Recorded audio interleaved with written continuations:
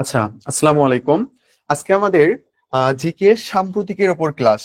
তো এই ক্লাসটা অ্যাকচুয়ালি কাদের জন্য, কারা কারা করতে পারবে, সবকিছু নিয়ে আলোচনা করা হবে। প্রথমত আপনারা এই যে ইংলিশটা দেখে ভাবতেছেন হয়তোবা পুরো স্লাইডটা ইংলিশে আছে, এমন কিন্তু না। অ্যাকচুয়ালি আমি স্লাইডটা এরকম করে সাজাইছি যে বাংলা তার অনুবাদ হিসেবে ইংলিশটা দেওয়া আছে। এতে আপনার উপকার কি হবে? অনেক সময় আপনি ইংরেজি একটানা পড়তে যে বুঝতে পারেন না, সেটা একটা উপকার হবে। এবং যারা বিউপিতে পরীক্ষা দেবে না কিন্তু সাম্প্রতিক পড়তে চায়, তাদের জন্য আর কি, যে এরকম করে অ্যাকচুয়ালি সাজানো হয়েছে। তো এটা অ্যাকচুয়ালি বিউপির জন্য গুরুত্বপূর্ণ, এবং যারা বিউপিতে ভর্তি পরীক্ষা দিবে না তাদের জন্য, সবার জন্য গুরুত্বপূর্ণ। তো স্লাইডে ভাই যে কয়েকটা ইনফরমেশন দিচ্ছেন, এই কয়েকটা ইনফরমেশন পড়লে কি আমার হয়ে যাবে, নাকি এর বাইরেও পড়তে হবে? আমি বলি, আপনাদের স্লাইডটা দেওয়া হবে দুই ভাবে। আপনাদের স্লাইড কয়টা দেওয়া হবে? দুইটি দেওয়া হবে। একটা হলো পর্ব অনুযায়ী। আপনারা হয়তোবা জানেন, আমি কিন্তু আপনাদেরকে একটা পর্ব দিয়েছিলাম, যে জুন পর্ব, তারপরে জুলাই পর্ব, এরকম করে সাজানো হয়েছে ওইটা। আর ক্লাসে যেগুলো আলোচনা করা হবে ওইরকম করে, যে ক্লাসে আলোচনা করে আমার তো 4 ঘন্টার মতো লেগে যাবে, তো অত কিছু তো আলোচনা করা যাবে না। ক্লাসে অ্যাকচুয়ালি আলোচনা করা হবে একেবারে গুরুত্বপূর্ণ যেগুলো, একেবারে যেগুলো অনেক বেশি গুরুত্বপূর্ণ, পরীক্ষা আসার সম্ভাবনা অনেক বেশি, এগুলো জাস্ট এখানে আলোচনা করা হবে। কিন্তু বাকিগুলো যে গুরুত্বপূর্ণ না এমন কিন্তু না, ওগুলো আপনাকে পড়তে হবে। তো আপনারা পেইড বেসে যারা স্টুডেন্ট আছেন, আপনাদের যখন ক্লাস রেকর্ডটা দিয়ে দেওয়া হবে, তখন আপনারা দুইটা পিডিএফই একসাথে পেয়ে যাবেন। দুইটা পিডিএফ কি হবে, আপনারা একসাথে পেয়ে যাবেন। আর যারা ইউটিউব থেকে দেখতেছেন, যেহেতু ক্লাসটা সবার জন্য উন্মুক্ত, তারা কি করবেন, আমাদের যে হোয়াটসঅ্যাপ নাম্বার যেটা আছে আবির মাহমুদ, ওখানে আপনি নক দিবেন, তাহলে আপনাকে ওই দুইটা পিডিএফই দিয়ে দেওয়া হবে। আমি বারবার বলতেছি, কিন্তু আমাদের কিন্তু দুইটা পিডিএফ সাম্প্রতিকের, একটা ক্লাস না হবে, আর একটা হলো পর্ব অনুযায়ী, একেবারে জুন থেকে ডিসেম্বর পর্যন্ত যা যা, এবং যদি আরো কিছু ইনফরমেশন চলে আসে পরীক্ষার আগে, সেটা ওই পিডিএফ এর মধ্যে অ্যাড করে দিয়ে দেওয়া হবে। আশা করি আপনি বিষয়টা বুঝতে পারছেন। তো রিসেন্ট জিকে আমরা এটা শুরু করব। ডিউটির জন্য আপনার অ্যাকচুয়ালি কোন কোন বিষয়টা অনেক বেশি গুরুত্বপূর্ণ, আমি যদি আপনাকে একটু বলি, সেটা হলো যে প্রথমত আপনার পুরস্কারের দিকে আসতে হবে। নোবেল পুরস্কার যেটা, এটা আপনাকে ভালোভাবে পড়তে হবে। নোবেল পুরস্কার পড়বেন, তারপরে অ্যাবেল পুরস্কার যেটা আছে সেটা পড়বেন, বুকার পুরস্কার, এই কয়েকটা অনেক বেশি গুরুত্বপূর্ণ। ভাই আপনি প্রথমে লিখে রাখছেন জেনজি, বা আপনি আমাদের যে জুলাই রেভলিউশন, এগুলো বাদ দিয়ে এখানে যাচ্ছেন কিসের জন্য? আপনারা কিন্তু জানেন, বাংলাদেশ ইউনিভার্সিটি অফ প্রফেশনাল কিন্তু আমরা যে আন্দোলনটা করছে, এটা কিন্তু বিপক্ষে তারা ছিল। এটা কিন্তু তারা বিপক্ষে ছিল, এটা কিন্তু আপনি জানেন।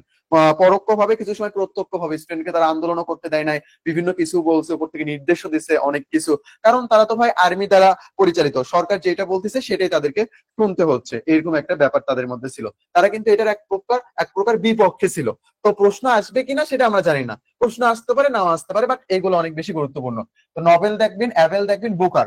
তারপরে আপনি চলে আসবেন হইলো আমাদের খেলাধুলাতে, এই যে প্যারিস অলিম্পিক যেটা হয়েছে, প্যারিস অলিম্পিক, তারপরে আমাদের সাফ, নারীদের যে সাফ বিজয়ী যারা হইলো, এইটা আপনাকে অনেক ভালোভাবে পড়তে হবে। তারপরে আমাদের বাজেট, আর আমাদের যে মেগা প্রজেক্ট বলতে পারি, বা আমরা যে কাজগুলো করতে পারি, মানে করতেছি আর কি দেশে। কিছুদিন আগে মনে হয়, কয় তারিখ এটা স্লাইডে আছে অবশ্য, মাথার বাড়ি প্রজেক্ট নিয়ে আলোচনা হচ্ছিল। তো এইরকম যে প্রজেক্ট গুলো আছে, এই প্রজেক্ট গুলো আমাদের ভালোভাবে পড়তে হবে। এই প্রজেক্ট গুলো আমাদের কি করতে হবে, ভালোভাবে পড়তে হবে। এর পাশাপাশি আমরা কি পড়বো, আমাদের জুলাই রেভলিউশন যেটা হয়েছে, এই সম্পর্কে আমরা কিছু ইনফরমেশন পড়বো। যেহেতু মুগ্ধ তাদের ইউনিভার্সিটির একজন এমবিএ এর স্টুডেন্ট ছিল, তো এই সম্পর্কে প্রশ্ন তারা চাইলেও দিতে পারে, আবার নাও দিতে পারে, কোনো সমস্যা নেই। বাট আমি যদি আমার ইউনিভার্সিটির কথা বলি, আমার ইউনিভার্সিটিতে এখন যারা প্রশাসন চালাচ্ছে তারা সবাই আমাদের এই বিপ্লবের পক্ষে ছিল। এমনকি আমাদের জুলাই কর্নার পর্যন্ত ক্রিয়েট করা হয়ে গেছে। তো আমাদের ইউনিভার্সিটির যখন ভর্তি পরীক্ষা হবে, বা ঢাকা বা অন্যান্য গুলো, তখন কিন্তু এগুলো থেকে ইনফরমেশন অনেক চলে আসবে।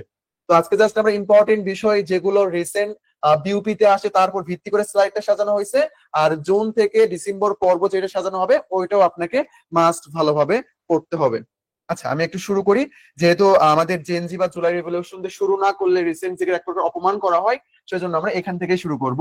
জেনারেশন জি, সরি, জেনারেশন জেড, বা আমরা যেটাকে জেনজি বলে থাকি আর কি, এটা জন্মসাল ধরা হয়েছে কবে, আমাদের 1990 থেকে আমাদের 2010, মানে 1990 থেকে 2010 পর্যন্ত। অনেক জায়গায় আপনি এটা আবার হচ্ছে 2010, কোন জায়গায় 2012 দেখতে পারবেন। তো এটা অ্যাকচুয়ালি তেমন একটা সমস্যা না। এমনিতে নর্মালি প্রশ্ন আসলেও আসতে পারে যে জেড জি বা জেনজি এর পূর্ণরূপ কি, তো এখানে জেনারেশন জেড, এরকম করে প্রশ্ন আসতে পারে, বাট আমার মনে হয় না যে এটা কখনো প্রশ্ন দিবে বিউপিতে। আচ্ছা, যাই হোক, আমরা একটু রেভলিউশনের ডেট গুলো একটু আমরা দেখবো, চলেন।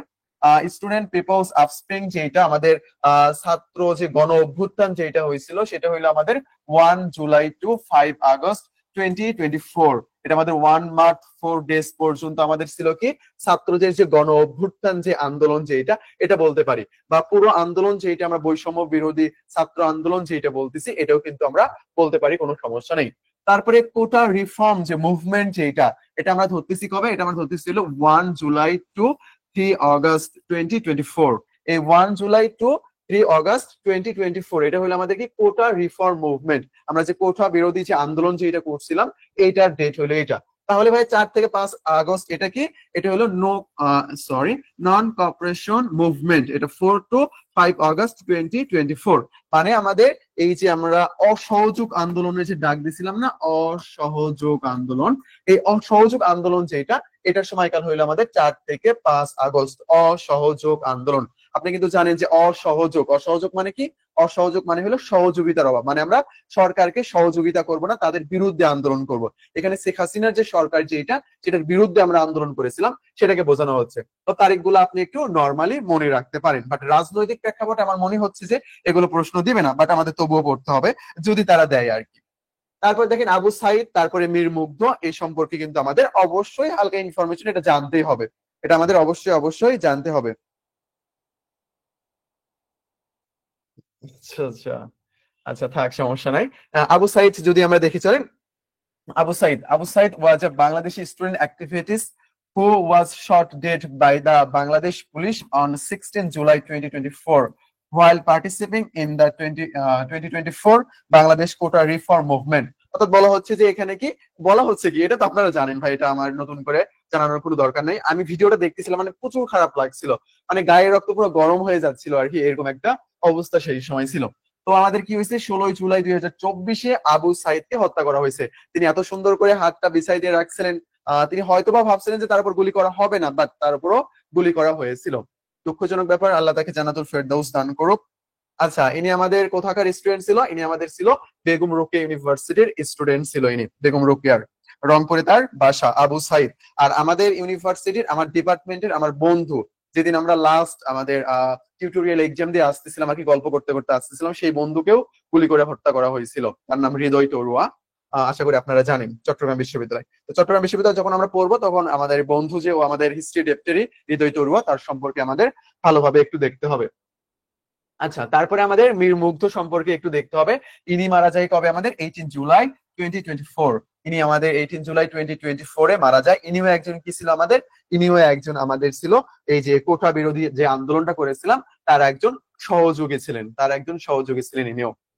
আচ্ছা, এনার ইউনিভার্সিটি সম্পর্কে একটু ঝামেলা আছে। এনার ইউনিভার্সিটি সম্পর্কে কি ঝামেলা, ইনি ব্যাচেলর যেটা কমপ্লিট করেছিল আর কি, সেটা কোথা থেকে করেছিল, সেটা করেছিল হইলো খুলনা ইউনিভার্সিটি থেকে। খুলনা ইউনিভার্সিটি থেকে তার ব্যাচেলর ডিগ্রি যেটা, এটা তিনি কমপ্লিট করেছিল, ব্যাচেলর ডিগ্রি যেটা সেটা কমপ্লিট করেছিল। বাট এমবিএটা কোথা থেকে করেছিল তিনি, এমবিএ তে ভর্তি হয়েছিল হইলো বাংলাদেশ ইউনিভার্সিটি অফ প্রফেশনালস। আর তিনি যে যখন মারা যাচ্ছিল বা তাকে হত্যা করা হয়, তার গলায় যে ইয়েটা ছিল আর কি আমাদের, সেটা কিন্তু আমাদের বিউপিটা ছিল। তো এখন যদি প্রশ্ন আসে যে আমাদের মীর মুগ্ধ কোন ইউনিভার্সিটি স্টুডেন্ট, তো কখনোই তারা বিউপি খুলনা এটা কখনো একসাথে দিবে না, এটা ইম্পসিবল ভাই, কখনোই তারা একসাথে দিবে না।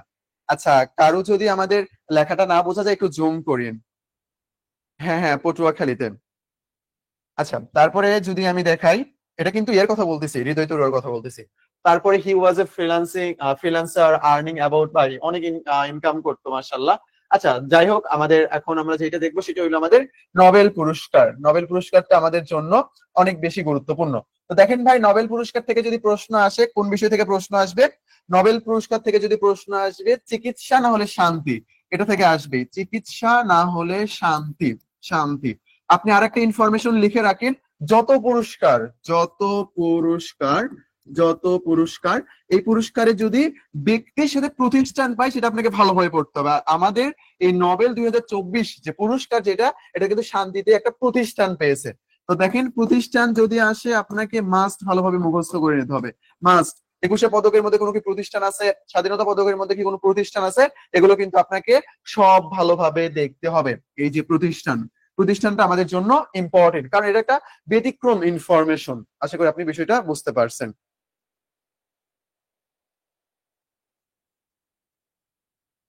মাইক্রোফোন অন করলে এখানে যে মানে ইয়েটা শুরু হয়ে যাবে, মানে বাজে একটা অবস্থা হয়ে যাবে, বুঝতে পারছেন? অনেক স্টুডেন্ট আছেন আপনারা। তো দেখেন, আমি একটু দেখাই আপনাদের। আর এটা এতটা বোঝানোর মতো কোনো কিছু না, সাম্প্রতিক ঘটনা ঘটছে সেটা জাস্ট উপস্থাপন করা হয়েছে, এটুকুই জাস্ট, এখানে বাড়তি কোনো কিছুই নাই। আচ্ছা, পদার্থবিজ্ঞানে কে কে পুরস্কার পাইছে আমাদের? এই যে জন হোপফিল্ড, জিওফ্রে হিন্টন, দুইজনের নাম একটু সুন্দর করে দেখে নেবেন। তারপরে রসায়নের কথা যদি আমরা একটু বলি, রসায়ন আমাদের ডেভিড বেকার, তারপরে আমাদের ডেমিস হাবাসিস ও জন এম জাম্পার, এনারা পেয়েছে আমাদের কিসে পুরস্কার? রসায়নে পুরস্কার পেয়েছে, রসায়নে আমাদের নোবেল পুরস্কার পেয়েছে। তারপরে শান্তিতে পেয়েছে কে? সাহিত্যতে পেয়েছে কে? সাহিত্যতে পেয়েছে হইলো হান কাং সাহিত্যতে পেয়েছে, দক্ষিণ কোরিয়া।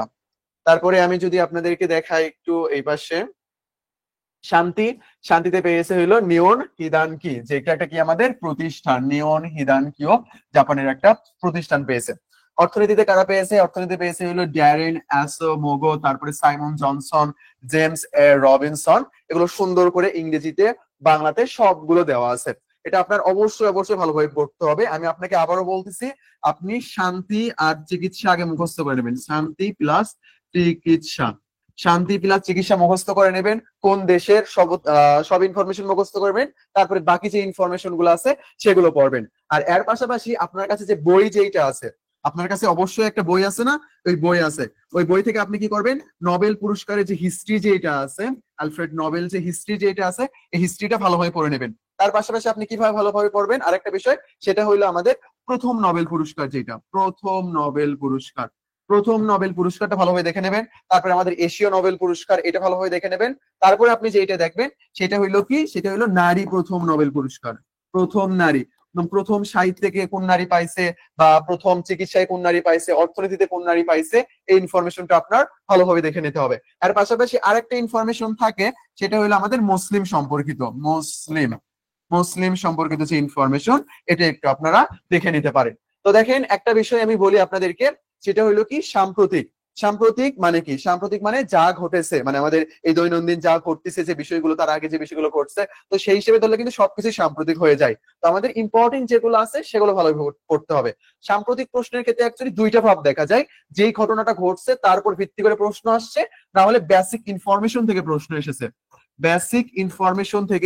এসেছে। তো যদি কোনো ইনফরমেশন এইরকম করে টিচার, যে না আমি সাম্প্রতিক থেকে দেবো না, সাম্প্রতিক তো এটা নিয়ে অনেক আলোচনা হচ্ছে, স্টুডেন্টরা তো পড়বে, তবে এটা একটু বেসিক থেকে প্রশ্ন দেয়, এরকম কিন্তু চাইলেই তিনি করতে পারে। তো এই জন্য আপনার কাজ হবে নোবেল সম্পর্কে যাবতীয় যা যা ইতিহাস রয়েছে, এই নোবেল পুরস্কার সম্পর্কে সবকিছু আপনি একটু ভালোভাবে দেখে নেবেন, বিশেষ করে প্রথম নারী, প্রথম মুসলিম এবং প্রথম নোবেল পুরস্কার, এটা আপনার অবশ্যই ভালোভাবে দেখে নিতে হবে। আশা করি আপনি বিষয়টা বুঝতে পারছেন। আচ্ছা, তারপরে দেখেন এখানে ইকোনমিক্স এর দেওয়া আছে উল্লেখ করে, যে ইকোনমিক্সে কে কে পাইছে আমি কিছুক্ষণ আগে আপনাদেরকে বললাম। তারপরে আমাদের জন্য সবচেয়ে বেশি ইম্পর্টেন্ট যেটা, সেটা হইলো আমাদের কি, সেটা হইলো আমাদের 60তম যে মার্কিন প্রেসিডেন্ট নির্বাচন হয়েছিল, যেটা 60 আমাদের ইউএস প্রেসিডেন্ট ইলেকশন যেটা, এটা কিন্তু আমাদের জন্য অনেক বেশি গুরুত্বপূর্ণ। এই ইলেকশন নিয়ে কিন্তু আমাদের দেশে অনেক বেশি আলোচনা সমালোচনা সবকিছুই হয়েছে, যে ডোনাল্ড ট্রাম্প জিতলে আবার কি হবে, শেখ হাসিনা চলে আসবে। এটা কখনোই সম্ভব না, এটা অ্যাকচুয়ালি কখনোই সম্ভব না। আমি আপনাদেরকে বলি, ইউরোপিয়ান যেগুলো কান্ট্রি রয়েছে এবং আমেরিকান, এদের কি হয়, নেতা পরিবর্তন হয়, কখনো নীতি পরিবর্তন হয় না, এদের নীতি কখনোই পরিবর্তন হবে না। আর আমেরিকার সংবিধান অনুযায়ী তাদের যে ক্ষমতা যেটা, এটা অনেক সুন্দর করে বন্টন করা হয়েছে, ক্ষমতাটা কি করা হয়েছে, অনেক সুন্দর করে বন্টন করা হয়েছে। যদি আমরা এটাকে বলতে পারি যে ব্যালেন্স অফ পাওয়ার যেটাকে বলা হয় আর কি, এটা আমরা বলতে পারি। তো এখানকার ব্যাপারটা অ্যাকচুয়ালি কি জানেন, এখানকার ব্যাপারটা অ্যাকচুয়ালি হইলো, কংগ্রেস চাইলেই কি করতে পারবে, আমেরিকার প্রেসিডেন্ট যে আছে, আমেরিকার প্রেসিডেন্টকে তিনি কি করতে পারবে, তারা পদচ্যুত করতে পারবে, তার সময়কালীন থাকার সময়েও তাকে কি করতে পারবে, তারা পদচ্যুত করতে পারবে, কংগ্রেস এটা কি করতে পারবে, পদচ্যুত করতে পারবে। সময়কালীন না, সময়, এটাই একটা ইউজ করা উচিত, কালীন মানুষ সময়কে বোঝানো হয়। আচ্ছা, যাই হোক, তো দেখেন তারা এটা করতে পারবে। আবার কি করতে পারবে জানেন, আবার কংগ্রেস কর্তৃক কোনো আইন করতে পারবে না যেটা জনসাধারণের ক্ষতি হচ্ছে, এরকম যদি করে তাহলে কি করা হবে, তাহলে তাদের আদালত থেকে, মার্কিন আদালত থেকে ওই কংগ্রেসের আইনকে বাতিল করা হবে। আবার মার্কিন আদালতের যারা বিচারক, তাদেরকে আবার কি করা হয়, প্রেসিডেন্ট কর্তৃক নিয়োগ দেওয়া হয়। এই জন্য তাদের ক্ষমতা বন্টনটা অন্যরকম। আর বাংলাদেশের কি হয় জানেন, বাংলাদেশের প্রধানমন্ত্রী যদি একটা কথা বলে, তো ওইটাই বিচারপতি ওইটা মানবে, রাষ্ট্রপতি ওইটা মানবে, সবাই ওইটা মেনে নেবে। বাট এরকম কিন্তু হয় না অ্যাকচুয়ালি। আর যখন যে দল সরকার ক্ষমতায় আসে, তাদের মতদর্শী লোক কিন্তু তারা তাদের যে কাজগুলো আছে সেখানে নিয়োগদান করে, যাতে তারা দুর্নীতি না করতে পারে। এরকম ব্যাপারটা তারা করে থাকে, যদিও দুর্নীতি হয় তারা ধরে ফেলতেও পারে, কোনো সমস্যা নেই। আচ্ছা, নির্বাচনের সময়কালটা দেখি আমরা। নির্বাচনের কিন্তু এদের কোনো নির্দিষ্ট সময়কাল নাই, তারা একটা নীতি ফলো করে। সেটা কি? সেটা হলো প্রতি 4 বছর পর পর নভেম্বর মাসের প্রথম সোমবারের পরের মঙ্গলবারে কি হয়, মার্কিন প্রেসিডেন্ট নির্বাচন অনুষ্ঠিত হয়। তার মানে আমরা দেখতেছি মার্কিন প্রেসিডেন্টের সময়কাল যে এটা কিন্তু কত বছর, এটা কিন্তু 4 বছর। আমাদের এদিকে কিন্তু আমাদের কত বছর, 5 বছর, বাট ওনাদের কিন্তু এটা 4 বছর। তো এইবার আমাদের নির্বাচনটা অনুষ্ঠিত হয়েছে কবে? এবার আমাদের নির্বাচনটা অনুষ্ঠিত হয়েছে 5 নভেম্বর 2024 সালে। আমাদের এই নির্বাচনটা কি হয়েছে, অনুষ্ঠিত হয়েছে। আশা করি আপনি বিষয়টা বুঝতে পারছেন। তো আমরা একটু দেখি ইলেকশন হেল্ড হয়েছে কবে আমাদের, November 5, 2024। তারপরে আমাদের বলতে সরি বলা হচ্ছে যে US elections are held on the Tuesday following the first Monday in November every 4 years। মানে 4 বছর পর পর সোমবারের পরের মঙ্গলবার যেটা হয়, সেটাতেই কি করা হবে, সেটাতেই মার্কিন প্রেসিডেন্ট নির্বাচন করা হবে। এরকম ব্যাপার তাদের নীতি অনুযায়ী। তো এখান থেকে যদি প্রশ্ন আসে, তাহলে নর্মালি প্রশ্ন আসবে যে প্রেসিডেন্টের মেয়াদকাল যে এটা কত। আর বিউপিতে অ্যাকচুয়ালি নর্মাল এরকম কোশ্চেন আসে না।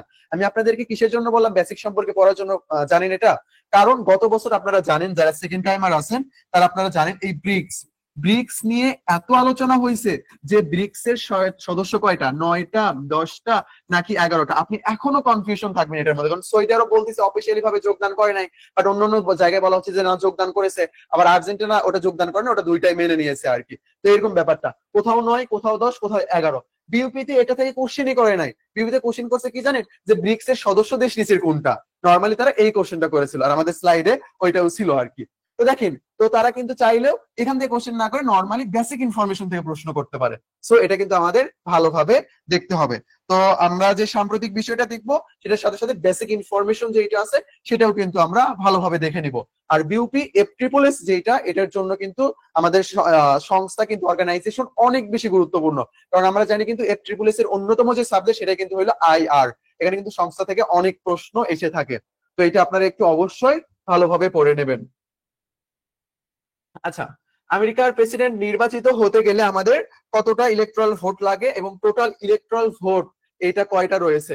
তো আপনার মনে প্রশ্ন জাগতে পারে যে ইলেকট্রাল কলেজ বা ভোট এইটার মাধ্যমে অ্যাকচুয়ালি কিসের জন্য আমেরিকাতে নির্বাচন হয়ে থাকে। নর্মালি কিসের জন্য নির্বাচন হয় না, কারণ ভাই আমেরিকা অনেক বড় একটা দেশ, এখানে অনেক অঙ্গরাজ্য রয়েছে। তো ব্যাপারটা হয়েছে কি, যে অঙ্গরাজ্যের জনসংখ্যা বেশি, সেখান থেকেই তো বেশি ভোট আসবে, তাই না? তো তারা কি করতে পারবে, সরকারের উপর একটা আধিপত্য বিস্তার করতে পারবে। তারা যাতে আধিপত্য বিস্তার করতে না পারে, এই জন্যই কিন্তু কি করা হয়েছে, ইলেকট্রাল কলেজ বা ইলেকট্রাল ভোট এই সিস্টেমটা তারা কিন্তু করেছে। আর সবচেয়ে বেশি কোথায় আছে জানেন? সবচেয়ে বেশি রয়েছে ক্যালিফোর্নিয়ায়। আর আপনারা কিন্তু জানেন এই আমেরিকা কিন্তু ব্রিটিশের 13টা উপনিবেশ ছিল। এখানে কিন্তু আমেরিকানরা শুধু নাই, এখানে আমেরিকান রয়েছে, আফ্রিকান যাদেরকে আমরা নিগ্রো বলি তারা কিন্তু এখানে রয়েছে, এবং ব্রিটিশরাও কিন্তু এখানে রয়েছে। তো রেড ইন্ডিয়ান যারা আমেরিকার অধিবাসী, তাদেরকে তারা বেশিরভাগ বসবাস করে কোথায়, এই যে আমাদের ক্যালিফোর্নিয়াতে। এই জন্য অ্যাকচুয়ালি ক্যালিফোর্নিয়াতে বেশি ইলেকট্রাল কলেজ যে ভোটটা এটা দেওয়া হয়েছে, এবং জনসংখ্যাও তো বেশি আছে, তাই না? ওটা তো ব্যাপার না, বাট এই জন্য অ্যাকচুয়ালি এইটা দেওয়া হয়েছে। আমরা কিন্তু জানি যে আমেরিকার আবিষ্কারের যে ব্যাপারটা আর কি। আচ্ছা, আমি হিস্ট্রির মধ্যে চলে যাচ্ছি, দুঃখিত। তো আমরা যেখানে অ্যাকচুয়ালি ছিলাম, প্রেসিডেন্ট হতে গেলে এখানে সর্বনিম্ন কয়টা ভোট লাগবে আমাদের? 270টা ভোট লাগবে। আমরা নর্মালি জানি যে যতটা মোট আসন থাকে তার অর্ধেকের বেশি পাইতে হয় নির্বাচনে জয়লাভ করার জন্য। আচ্ছা, এখানে টোটাল দেওয়া আছে। আর ক্যালিফোর্নিয়ায় কত রয়েছে? 54টা রয়েছে। এটা দেখার পর অলরেডি আপনারা কোশ্চেন করা শুরু করে দিয়েছেন মনের মধ্যে, যে ভাইয়া, যে এটা তো আমরা কত দেখছি, এটা তো আমরা দেখছিল 55, তাইলে এটা 54 আপনি কিভাবে বলতেছেন? ভাই 2024-এর যেটা, এই অনুযায়ী আমাদের ক্যালিফোর্নিয়ার অঙ্গরাজ্য যেটা, এটাতে আমাদের কয়টা ইলেকট্রাল ভোট রয়েছে? 54টা রয়েছে, 54টা রয়েছে। আশা করি আপনি বিষয়টা বুঝতে পারছেন। আচ্ছা, আমরা নেক্সট যদি দেখি, চলেন নেক্সট আমরা দেখব। নেক্সট আমাদের এখানে ইংলিশে সুন্দর করে দেওয়া আছে, there are a total of 538 electoral college in the US president election. A minimum of 270 electoral college victories are required to become president. মানে প্রেসিডেন্ট হতে আপনার 270-এর মতো লাগতেছে আর কি। California has the largest number of electoral college with 54। এখানে কিন্তু সর্বমোট 54 রয়েছে। আশা করি আপনি বিষয়টা বুঝতে পারছেন। আচ্ছা, মার্কিন আইনসভার নাম কিন্তু আমরা জানি কংগ্রেস। আমি অলরেডি কথার মধ্যে বলেও ফেলছি যে কংগ্রেসের কথা। তো আপনারা বিভিন্ন সময় শোনেন যে ইয়ের কথা আর কি, আমাদের প্রতিনিধি পরিষদ বা প্রতিনিধি সম্মেলন যেটা বলা হচ্ছে, তারপর আরেকটা রয়েছে আমাদের সিনেট বলা হয়। এগুলো অ্যাকচুয়ালি কি, এটা আমরা একটু চলেন দেখবো। তো এখানে তাদের যে আইনসভা যেটা, এটা দুইটা কক্ষে বিভক্ত, মানে দ্বিকক্ষে। এই যে সিনেট, এটা কি আমাদের, এটা হইলো উচ্চ কক্ষ, এটা কি আমাদের, এটা হইলো আমাদের উচ্চ কক্ষ। আর প্রতিনিধি পরিষদ হইলো এটা নিম্ন কক্ষ। প্রতিনিধি পরিষদ কি আমাদের, প্রতিনিধি পরিষদ হইলো আমাদের নিম্ন কক্ষ। প্রথম সোমবারের পরের মঙ্গলবার আর প্রথম মঙ্গলবারের মধ্যে পার্থক্য কি? তারা এইরকম করে নিয়মটা করছে যে প্রথম সোমবার যেটা আসবে তার পরের মঙ্গলবার যেটা, সেই সময় তারা নির্বাচনটা অনুষ্ঠিত করবে। তারা নর্মালি চাইলেই দিয়ে দিতে পারতো যে দ্বিতীয় মঙ্গলবার, এটা তারা করে না, এরকম করে দেওয়া আছে। তো এরকম করে আপনাকে আমি পড়ালাম, প্রশ্ন আসলে এরকম করে আসতে পারে। তো দেখেন এখানে দেওয়া আছে আমাদের কংগ্রেস, কংগ্রেস আমাদের আইনসভা, তারপরে সিনেট, তারপরে হাউস অব দা রিপ্রেজেন্টেটিভ। এটা লোয়ার হাউস, এটা আমাদের আপার হাউস। তো লোয়ার হাউস, আপার হাউস বা উচ্চ কক্ষ নিম্ন কক্ষ, এটা কিন্তু আমাদের ভালোভাবে দেখে নিতে হবে। আর আপনাদের যে ফাইনাল পিডিএফ যেটা আমি দিয়েছিলাম, সেখানে আমাদের অনেক কারেকশন করা হচ্ছে, নতুন আরো ইনফরমেশন ঢোকানো হচ্ছে। সেখানে আমরা কান্ট্রি এন্ড কারেন্সি যেটা, সেটা ইনফরমেশন দিয়েছিলাম। তার পাশাপাশি আমরা পার্লামেন্টে যে ইনফরমেশন গুলো আছে সেগুলোও দিয়ে দিব। আচ্ছা, আমরা এখন জানি যে এই ভোটটা কার মধ্যে হয়েছে। এটা হয়েছে আমাদের হইলো ডোনাল্ড ট্রাম্প আর আমাদের কমলা হ্যারিস এর মধ্যে হয়ে গেছে। কমলা হ্যারিস, ডোনাল্ড ট্রাম্প এখানে বিজয় লাভ করেছে। এটা আমাদের 60তম মার্কিন প্রেসিডেন্ট নির্বাচন। কিন্তু ডোনাল্ড ট্রাম্প কততম হয়েছে? ডোনাল্ড ট্রাম্প হইলো আমাদের 47তম হয়েছে। ডোনাল্ড ট্রাম্প আমাদের 47তম প্রেসিডেন্ট। তো 45তম কিন্তু তিনি ছিল। তারপরে আমাদের জো বাইডেন আসছিল, তারপরে আবার কে আসছে, তারপরে আসছে আমাদের আবার ডোনাল্ড ট্রাম্প। আচ্ছা, তারপর আমরা দলের নামগুলো দেখি। দলের নাম হইলো আমাদের রিপাবলিকান পার্টি। দলের নাম আমাদের কি? রিপাবলিকান পার্টি, যেটার প্রতিষ্ঠাতা হইলো থমাস জেফারসন। থমাস জেফারসনকে স্বাধীনতা, সাম্য, ভ্রাতৃত্ব বা ঐক্য, এই টাইপ যে বিষয়গুলো আর কি, সেগুলোর এক প্রকার মানে নেতা ধরা হয়। তার মধ্যে এই বিষয়গুলো দেখা গিয়েছিল। আমেরিকা তিনি অনেক মানে ভালো ভালো কাজ করেছিল, গণতান্ত্রিক দিক দিয়ে অনেক এগিয়ে নিয়ে গিয়েছিল আমাদের টমাস জেফারসন। আচ্ছা, তারপরে আমরা দেখি ইলেকট্রাল কলেজ ভোট মোট কয়টা পেয়েছে? 312টা পেয়েছে। আর ইনি দাঁড়াইছিল কোথা থেকে? দাঁড়াইছিল হইলো ফ্লোরিডা থেকে। নির্বাচনের যে স্লোগান সেটা কি? সেটা হইলো make America great again. Make America great again. আপনি যদি এটা মনে রাখতে না পারেন, আপনি ডোনাল্ড ট্রাম্প ইলেকশন লিখে সার্চ দিবেন, জাস্ট নর্মালি এটুকু লিখে সার্চ দিলে আপনার এখানে তিনি যে ভাষণগুলো দিচ্ছে তার ওখানে উল্লেখ করে উপরের দিকে লেখা আছে এরকম করে যে make America great again, make America great again. এটা আপনি ইজিলি মনে রাখতে পারেন। আর নির্বাচনের ইস্তিহার কি? ইস্তিহার হইলো প্রজেক্ট 2025। প্রজেক্ট 2025, এটা হইলো তার নির্বাচনের ইস্তিহার। ইস্তিহার মানে তো আমরা জানি, ইস্তিহার বা ম্যানিফেস্টো। সেটা হইলো কি? সেটা হইলো আপনাকে ইমপ্রেস করার জন্য, আপনার থেকে ভোট নেওয়ার জন্য আমার যা যা করার প্রয়োজন, যা যা করতে হবে, যাবতীয় সবকিছুই আমাদের নির্বাচনী ইস্তিহারের মধ্যে পড়ে যায়। আচ্ছা, তারপরে ডোনাল্ড ট্রাম্প, আমাদের পার্টি নেম রিপাবলিকান পার্টি, যেটার প্রতীক কি আমাদের এলিফ্যান্ট, হাতি। হাতি সেটার হলো প্রতীক। ইলেকট্রাল কলেজ ভোট মোট পেয়েছিল কত? আমাদের 312টি, 312 পেয়েছিল। প্রেসিডেন্সিয়াল ক্যান্ডিডেট, কোথা থেকে ক্যান্ডিডেট তিনি ছিল? ফ্লোরিডা থেকে তিনি ক্যান্ডিডেট ছিল। তাই ইলেকশনের যে স্লোগান যেটা ছিল সেটা কি আমাদের make America great again, make America great again. আর ইলেকশন ম্যানিফেস্টো যেটা ছিল বা ইস্তিহার যেটা ছিল, সেটা আমাদের কি? প্রজেক্ট 2025। প্রজেক্ট 2025, এটা কিন্তু আমাদের কি ছিল? তাদের ইলেকশন ম্যানিফেস্টো যেটা বলতেছি আমরা, সেটা ছিল। আমরা ডোনাল্ড ট্রাম্প সম্পর্কে পড়লাম, আমাদের কমলা হ্যারিস সম্পর্কে একটু দেখতে হবে। কমলা হ্যারিস, কমলা হ্যারিস, কমলা হ্যারিস নামের মধ্যে হেরে যাওয়ার কথা বলা হয়েছে, এরকম ব্যাপারটা। আচ্ছা, দলের নাম এটা কি? দলের নাম হইলো ডেমোক্রেট পার্টি। ডেমোক্রেট পার্টি, যার প্রতীক কি? যার প্রতীক হইলো গাধা। ইলেকট্রাল কলেজ ভোট পেয়েছে কত ইনি? 226টি। নির্বাচনী এলাকা তার কোথায় ছিল? নির্বাচনী এলাকা হইলো ক্যালিফোর্নিয়া। তার নির্বাচনের যে স্লোগান সেটা হইলো উইন দিস। আর তার নির্বাচনের ইস্তিহার কি ছিল? Freedom investing in America. এটা তার নির্বাচনের ইস্তিহার ছিল। এনার থেকে ইনফরমেশন আসবে না, আসলে ডোনাল্ড ট্রাম্প থেকেই আসবে ইনফরমেশন। ডোনাল্ড ট্রাম্প থেকে আসতে পারে, ওইটা আমাদের একটু নর্মালি দেখে নিতে হবে। নর্মালি যেটা গুরুত্বপূর্ণ যে ডোনাল্ড ট্রাম্প কোন আসন থেকে নির্বাচন করেছে, এটা ইম্পর্টেন্ট আমাদের, বা কোন অঙ্গরাজ্য থেকে নির্বাচন করেছে, মোট কয়টা ভোট তিনি লাভ করেছে, এটা অ্যাকচুয়ালি আমাদের জন্য ইম্পর্টেন্ট। কমলা হ্যারিস আমাদের আপাতত পড়া লাগবে না। তো দেখেন এটা আমরা দেখি, তার অভিষেক অনুষ্ঠান এবং জাতির উদ্দেশ্যে যে ভাষণ দিবে আর কি, সেটা আমরা দেখি। ডোনাল্ড ট্রাম্প 47তম প্রেসিডেন্ট হিসেবে শপথ নেবেন ও ওয়াশিংটন ডিসির ক্যাপিটল ভবন, যেটা ক্যাপিটল হিল, যেটা আমাদের প্রেসিডেন্টের সুরক্ষিত যে জায়গা, যেটা আমাদের ক্যাপিটল হিল, এই ক্যাপিটল হিল ভবনে তিনি কি করবেন, অভিষেক অনুষ্ঠান হবে। এটা কবে আমাদের 20 জানুয়ারি 2025, 20 জানুয়ারি 2025 এটা হবে। দেখেন লেখা আছে, উল্লেখ করে, ডোনাল্ড ট্রাম্প উইল বি সর্ন in as the 47th president and inaugurated at the Capitol in Washington DC on January 20, 2025. 2025 এ তিনি কি করবে, 20 জানুয়ারি 2025 সালে তিনি 47তম প্রেসিডেন্ট হিসেবে শপথ গ্রহণ করবেন। আশা করি আপনি বিষয়টা বুঝতে পারছেন। এটা আমাদের জন্য মোটামুটি ইম্পর্টেন্ট যে তিনি শপথ গ্রহণ কবে করবেন এবং জাতির উদ্দেশ্যে তার ভাষণ দিবে কবে, জাতির উদ্দেশ্যে address the nation on January, জাতির উদ্দেশ্যে ভাষণ, অ্যাড্রেস মানে কি আমাদের ভাষণ, এটা দেবে আমাদের কবে, জানুয়ারি 21, 2025 সালে। 21 জানুয়ারি 2025 এ তিনি কি করবে, জাতির উদ্দেশ্যে ভাষণ প্রদান করবে, জাতির উদ্দেশ্যে কি করবে, ভাষণ প্রদান করবে। আচ্ছা, চলচ্চিত্র আমাদের কান উৎসব যেটা হয়েছে সেখান থেকে ইম্পর্টেন্ট যে ইনফরমেশন সেটা আমাদের পড়তে হবে। নির্বাচনে জয়ী বাংলাদেশি, এটা আমাদের কয়েকটা অনেক বেশি গুরুত্বপূর্ণ। নির্বাচন জয়ী বাংলাদেশি, যুক্তরাষ্ট্রের নির্বাচনে দেশটির বিভিন্ন অঙ্গরাজ্য থেকে 5 জন বাংলাদেশি নির্বাচিত হয়েছে। ভাবা যায় ব্যাপারটা, যুক্তরাষ্ট্রের নির্বাচন যেটা, এই নির্বাচনে 5 জন বাংলাদেশি বিজয়ী হয়েছে, জয়লাভ করেছে তারা। তাদের ইনফরমেশন যদি আমরা একটু দেখি, বিজয়ী বাংলাদেশি হয় জর্জিয়া স্টেট সিনেটর পদে Democrat party Sheikh M Rahman, একই স্টেটের অপর ডিস্ট্রিক্ট থেকে আমাদের সিনেটর নাবিলা হাসান, তারপরে কানেকটিকাট স্টেট সিনেটর আমাদের এই পাশে আছে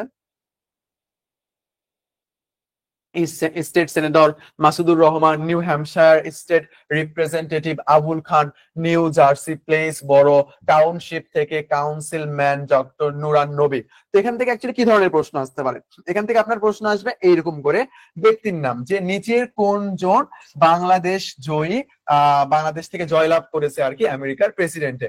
এই যে ডক্টর নুরান নবী, ইনার নাম থাকতে পারে মাসুদুর রহমান, ইনার নাম থাকতে পারে আবুল খান, ইনার নাম থাকতে পারে, বাকি যে 2 জনের নামটা দেখে আসলাম ইনাদের নামও কিন্তু থাকতে পারে। এরকম করে তারা প্রশ্ন দিবে যে নিচের কোন ব্যক্তি আমেরিকার 2025 সালের মার্কিন প্রেসিডেন্ট নির্বাচনে জয়লাভ করেছে বাংলাদেশ থেকে। এরকম করে কিন্তু পরীক্ষায় এইটা আসবে। তো এই বিষয়টা একটু আপনারা ভালোভাবে দেখে নেবেন, জাস্ট আপনার নামগুলো ভালোভাবে মনে থাকলেই হবে, আর কোনো কিছু এখানে ভালোভাবে মনে রাখার দরকার নাই। আচ্ছা, তারপরে আমাদের জন্য যেটা গুরুত্বপূর্ণ অনেক বেশি, সেটা হলো আমাদের কি, জাতিসংঘ জলবায়ু সম্মেলন। কি আমাদের জাতিসংঘ জলবায়ু সম্মেলন, যেটাকে আমরা বলতেছি COP29। এটা কবে হয়েছে, এটা হয়েছে আমাদের 11 থেকে 22 নভেম্বর 2024। আমাদের কিন্তু অনেক বেশি গুরুত্বপূর্ণ। সম্মেলন স্থল কোথায়, বাকু আজারবাইজান, বাকু আজারবাইজান এটার সম্মেলন স্থল। তারপরে COP29 সভাপতি আজারবাইজানের প্রেসিডেন্ট ইলহাম আলিয়েভ। তো আমাদের কপ সম্মেলনটা কিন্তু অনেক বেশি গুরুত্বপূর্ণ। আমাদের এই পৃথিবীতে বর্তমান যে সংকটটা, সবচেয়ে বড় সংকট, সেটা হলো কিন্তু আমাদের জলবায়ু সংকট। এই জলবায়ুর কারণে কিন্তু অনেক দেশ নানা দিক থেকে বিপর্যয়ের মধ্যে পড়ে যাচ্ছে। এই যে জলবায়ু সমস্যাটা কিন্তু আমাদের জন্য অনেক বেশি গুরুত্বপূর্ণ। তো আমাদের এটা কিন্তু একটু ভালোভাবে দেখে নিতে হবে। জাস্ট আপনার পড়তে হবে যে সম্মেলন স্থল এবং সময়টা, এই 2টা ইনফরমেশন এখান থেকে পড়লেই হয়ে যাবে। আমি আবারও বলতেছি, এটা কিন্তু আমাদের জন্য অনেক বেশি গুরুত্বপূর্ণ, কারণ বিউপিতে কিন্তু ইয়ে থেকে প্রশ্ন আসে, অর্গানাইজেশন থেকে কিন্তু প্রশ্ন আসে। অর্গানাইজেশনটা আমাদের অবশ্যই ভালোভাবে করতে হবে। নর্মাল অর্গানাইজেশন যতগুলো আছে সেগুলো তো আমরা পড়বো, পাশাপাশি সাম্প্রতিকের সাথে জড়িত যে অর্গানাইজেশন গুলো আছে সেগুলো আমরা ভালোভাবে সবকিছু পড়ে নিব। আর অবশ্যই 2টা পিডিএফ কিন্তু আপনার পড়া লাগবে সাম্প্রতিকের জন্য। এখানে জাস্ট নর্মালি যে বিষয়গুলো আমাদের জন্য অনেক গুরুত্বপূর্ণ সেগুলো জাস্ট আলোচনা করা হচ্ছে, বোঝানোর মতো যে বিষয়গুলো হালকা সেগুলো আলোচনা করা হচ্ছে, বাকিটা কিন্তু আমাদের ওই ফাইলে থাকবে এবং ওটা আপনাদেরকে দিয়ে দেওয়া হবে। COP29 দেওয়া আছে ডেট এবং ভেন্যুটা আমাদের কিন্তু আবারও বলতেছি আপনার ভালোভাবে মুখস্থ করে নিতে হবে, ডেট আর আমাদের ভেন্যু। ডেটটা কি আমাদের, ডেটটা হইলো আমাদের 11 to 22 নভেম্বর 2024।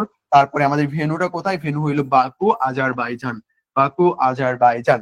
একেবারে ঠাডা মুখস্থ করে নেবেন, কোনো সমস্যা নেই। আচ্ছা, তারপরে আমি যদি দেখাই আপনাদেরকে এখানকার প্রেসিডেন্ট কে ছিল, আমি তো কিছুক্ষণ আগে বললাম। তারপরে আমাদের জাতিসংঘের পরিষদের 79তম যে অধিবেশন, যেটা এটা আমাদের জন্য অনেক বেশি গুরুত্বপূর্ণ ভাই। ৭৯তম অধিবেশন। আপনারা মনে করতে পারেন যে ভাইয়া আপনি একটা বিষয় সম্পর্কে পড়ালেন না, সেটা হলো অন্তর্বর্তীকালীন সরকারের যে ইয়েটা আছে আর কি। ভাই ওখানে পড়ানোর মতো কোনো কিছু নাই, পিডিএফ এ দেওয়া থাকবে, তুমি জাস্ট কি করবা ওটা মুখস্থ করে মুখস্থ তো করা যাবে না, নর্মালি দেখে নিবা আর কি যে কে কোন মন্ত্রণালয়ের দায়িত্ব আছে। এটা প্রশ্ন আসার সম্ভাবনা অনেকটাই কম, বাট তাও দেখে নেবেন আর কি, সন্দেহ মনে না থাকে এই জন্য। জাতিসংঘের সাধারণ পরিষদের ৭৯তম যে অধিবেশন যেটা, এটা আমরা দেখি একটু চলেন। ২৭ সেপ্টেম্বর ২০২৪ যুক্তরাষ্ট্রের নিউ ইয়র্কে জাতিসংঘের সাধারণ পরিষদের ৭৯তম অধিবেশনের ভাষণে শান্তিতে নোবেল জয়ী ডক্টর মোহাম্মদ ইউনূস ৩-0 নিয়ে কথা বলেছিল। আমাদের কিন্তু এখান থেকে দুইটা ইনফরমেশন আমি আলোচনা করেছি, অবশ্য আমাদের পিডিএফ এ আছে। একটা হলো আমাদের ৩-0 আর একটা হলো আমাদের জি জিরো আর একটা আমাদের কি ৩-0। ৩-0 আর জি জিরো। ৩-0 যে এটা কার সাথে সম্পর্কিত? আমাদের ডক্টর মুহাম্মদ ইউনূসের সাথে সম্পর্কিত। আর কপ সম্মেলনের সাথে সম্পর্কিত হইলো আমাদের জি জিরো। এটা আমি কিছুক্ষণ পর আলোচনা করব। আচ্ছা, আমি যদি আপনাদেরকে একটু দেখাই চলেন।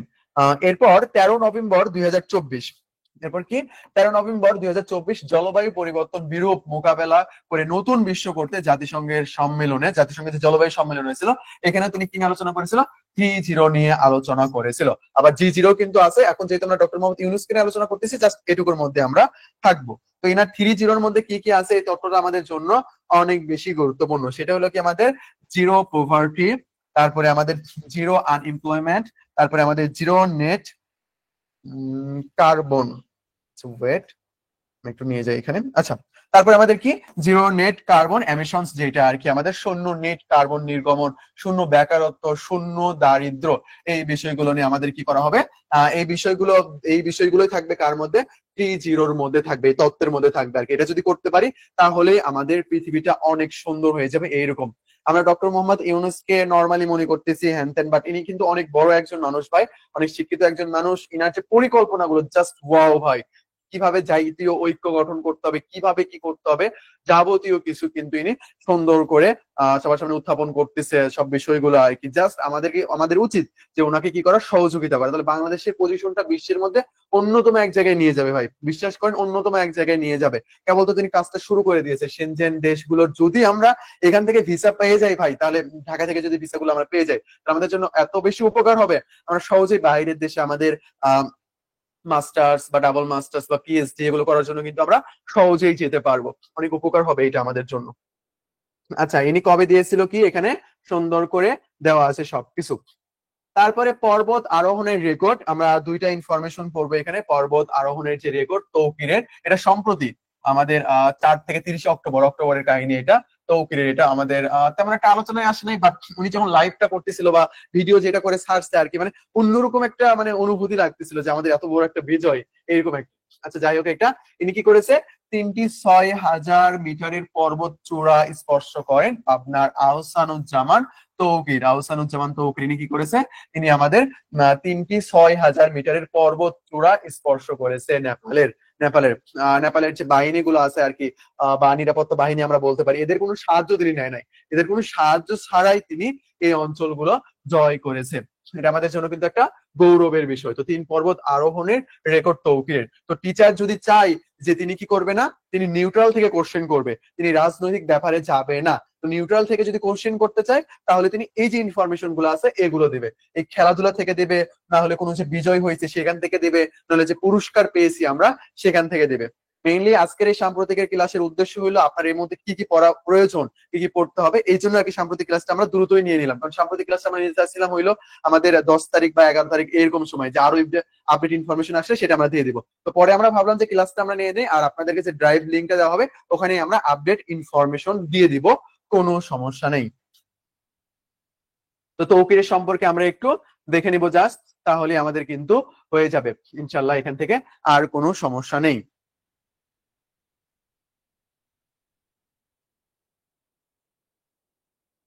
আচ্ছা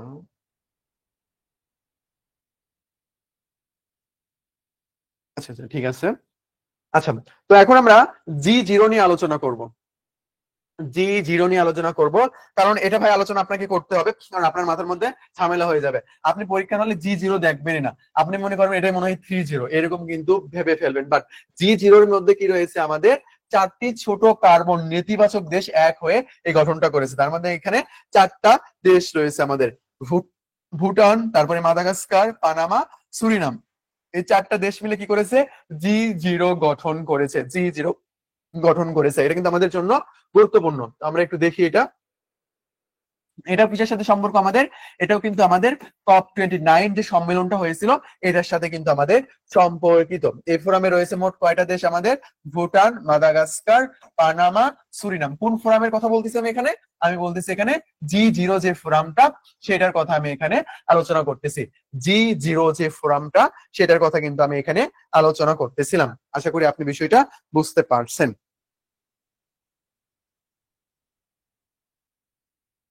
আচ্ছা, যাই হোক, আমি নেক্সট দেখাই আপনাদের। চলেন নেক্সট যে ইনফরমেশন গুলো আছে আর কি।